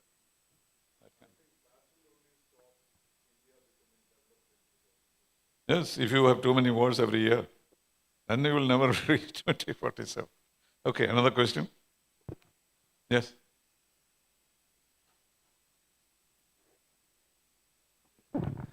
My name is Shashikumar. No, I totally agree with Professor K.V. Thomas, because when it comes to development, there has to be healthy debate in the parliament as well as in the assembly. Only then development will take place. Now we are witnessing, as it in the context of Kerala, now we are only witnessing conflicts between the ruling party and the opposition. That's because of the elections. Yes, no, even before that. No, to set an example, this Vizhinjam port that was supposed to come here 20 years back. Why this delay? Why was this delay? How much opportunities the youth of Kerala lost? What was lost for this developed India 2047? And why private universities are not coming to Kerala when all other states have private universities? Why But it is how not do you being relate done? it to your first proposition? Yes. That discussion will prevent all this. Is it true? No, Is it because what I of mean lack is- of discussion that... Yes, I think there is, the political parties, they always agree or disagree. That is the main thing what is happening here. No, more discussion will more disagreement. Yes, more discussion means more disagreement. Yes. So why that is happening? When will there be a consensus between the political parties when it comes to development? I think the political parties should answer that. We have the answer. No, See, So Manrega, for example, was passed with a consensus in Parliament. So one, you have to understand, it is the job of the Treasury bench also to maintain how the Parliament is done. In the history of India, we have never heard of 140 MPs being suspended.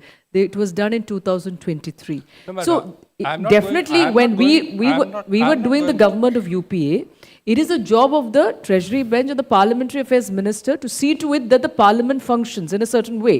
So both sides should speak. The governing side has to speak, and the opposition also should. Like, they should be given, both of them should have the See, opportunity to speak. Even at the inaugural function of the Vizhinjam port, the political parties were trying to get credit. It is because of us that this port has come. It is because of us that this has been implemented. That remains I mean, I open. don't Nobody know. knows No, with yes. whom it No, came. but then Land because acquisition was done during Women Chandi's these are all time. things with, these are all hindrances for development, I've said. You know, we are all people. We all see this. So what we understand is that unless there is a consensus between the political parties, development will not take place, and I don't think we will have this developed. then in that case, if you mean to say that there should be consensus among Yes, political yes, parties, yes. then one party system is what you prefer, right? Because you prefer, it is not one party. No, it is not. you It is prefer a not- one party system, No, that I means. don't prefer one party Then what do you system. prefer? I prefer a multi-party and a consensus which will ultimately. Come on, lead that to goes at development. cross purposes, right? Consensus, see, I got your point. When it comes to development, you should not be on your egos. That's what you are trying to tell, Yes, yes, right? exactly. We don't have egos. We have different takes on how to go about it. Different takes. For example, we have this particular project called Silver Line or K Line, which the the ruling party proposed. But it was faced with heavy opposition, right? At what cost? At what cost? So it can be, so you cannot predict that it is, we are at a loss. It need not be the case. No, we are. To convince the lot who have elected us, it takes courage.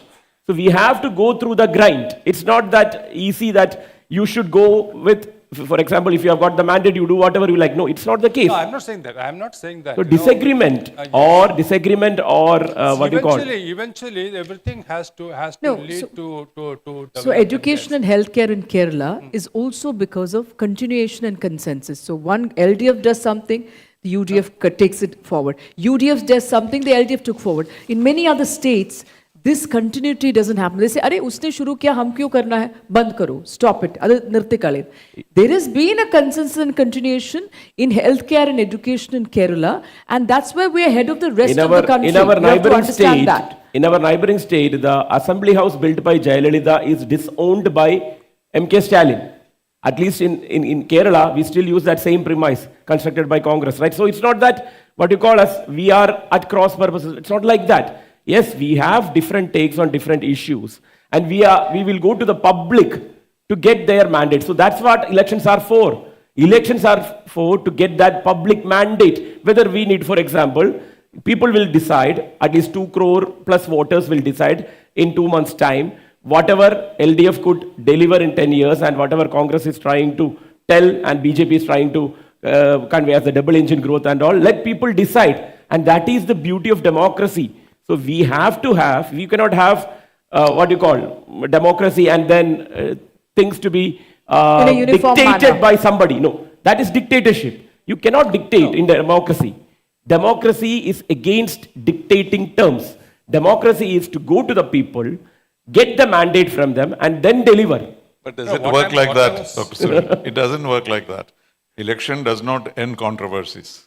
Once they come into power... Elections are... No. Once they come to power, the struggle increases, not decreases.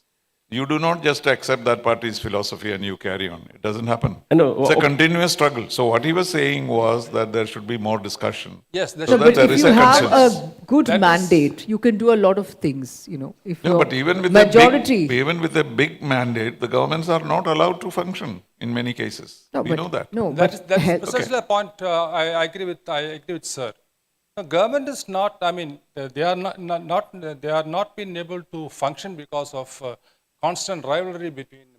But that's how a multi-democracy works. There will be rivalry. No? Eventually, who is suffering?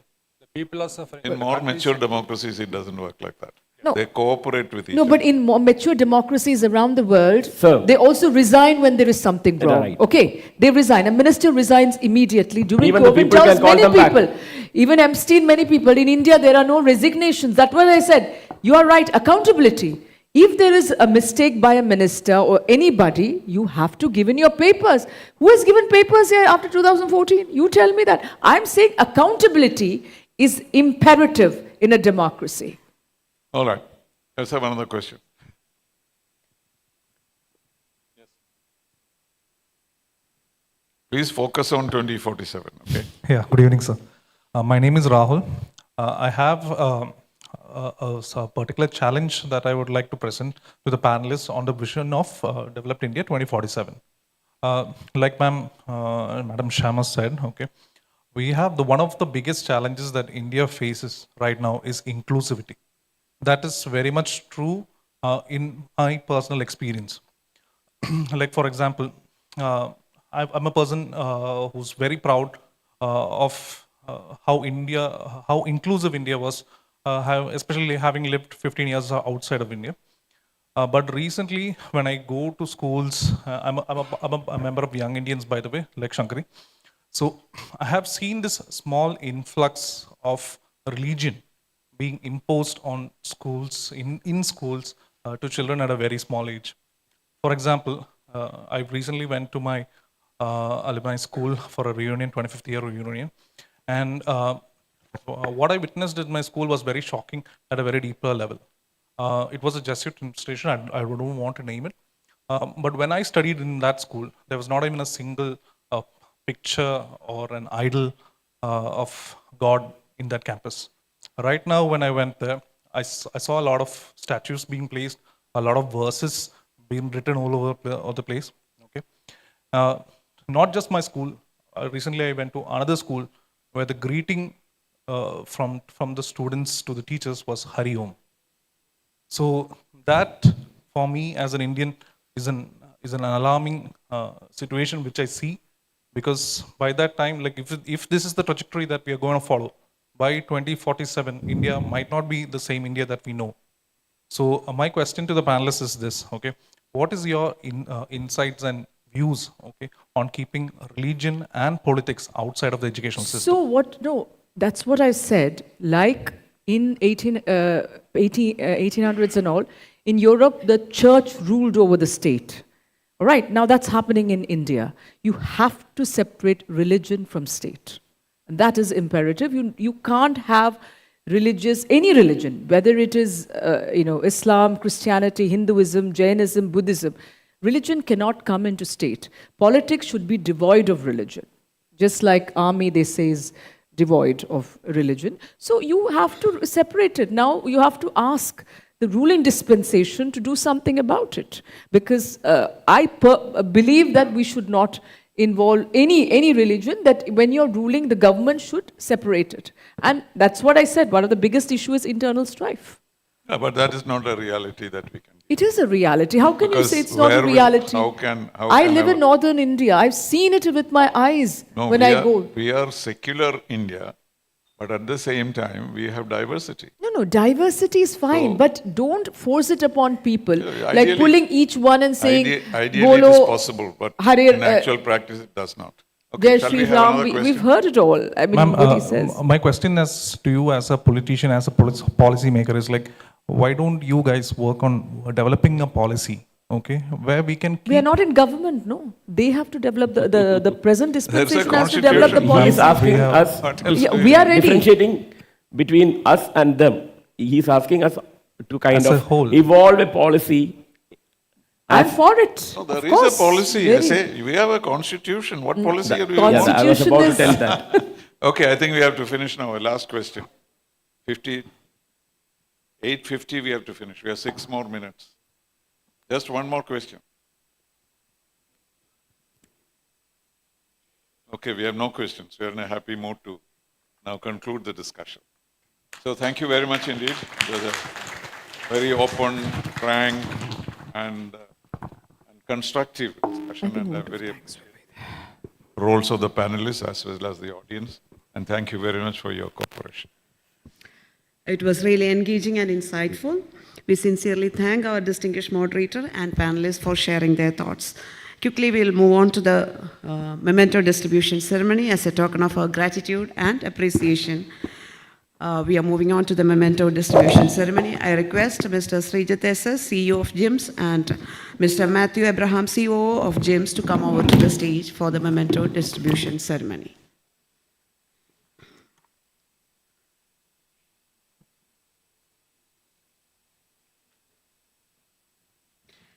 May I request Mr. S.S. Srijit to present the memento to our moderator, T.P. Srinivasan, sir.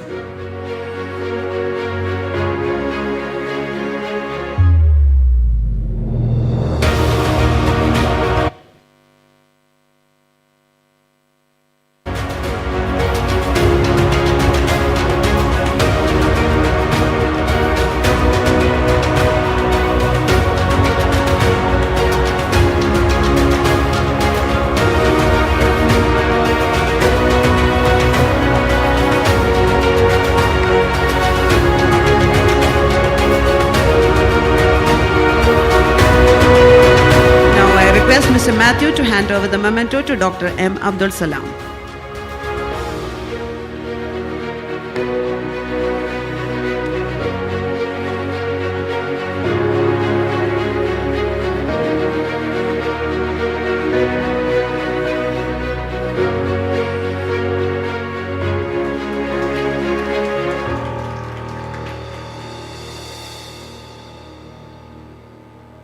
Now I request Mr. Srijit S.S. to hand over the memento to Major General Jacob Taragan Chako, Sena Medal.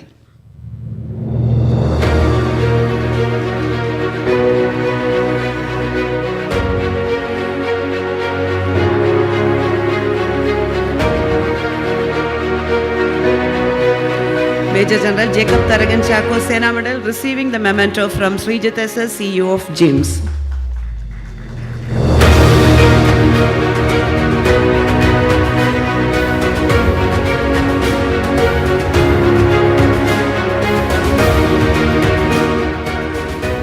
Now I request Mr. Matthew to hand over the memento to Dr. P. Sarin.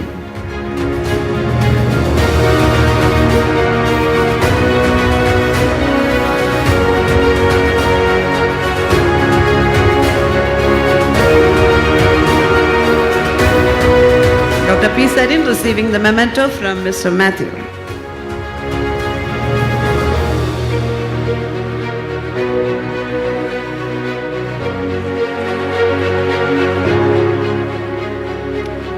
Now I request Mr. Srijit SS to hand over the memento to Dr. Shama Muhammad.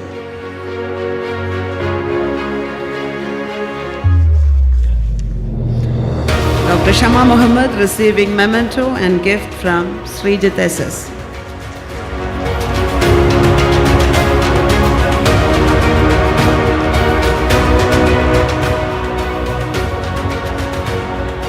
Once again, we thank each one of you for your valuable time and meaningful contribution. Thank you for the wonderful audience, for your attentive presence and thoughtful engagement in today's session. Can we all quickly join for a photo session? I request Mrs. Haripriya Umadevan to come over to the stage for the photo session. I request Mrs. Rini George also to come over to the stage.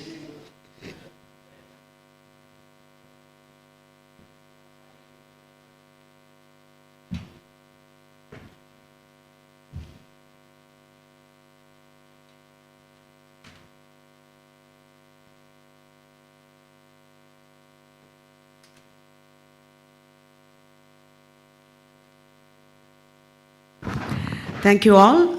Ladies and gentlemen, as we are coming to the close of this meaningful gathering, may I request everyone to kindly rise for the national anthem.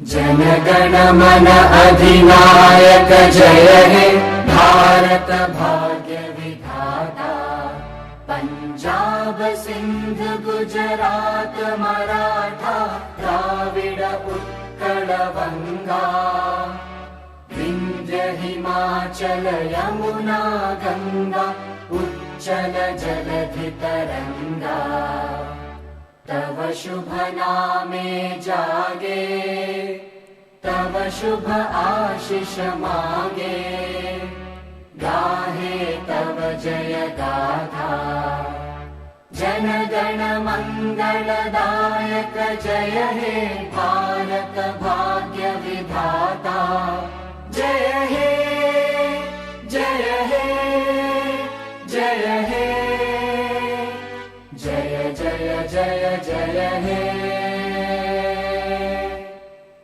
With that, we come to the end of today's program. We now invite all our esteemed guests to kindly proceed for the dinner and enjoy the evening together. Thanking you all once again for the gracious presence.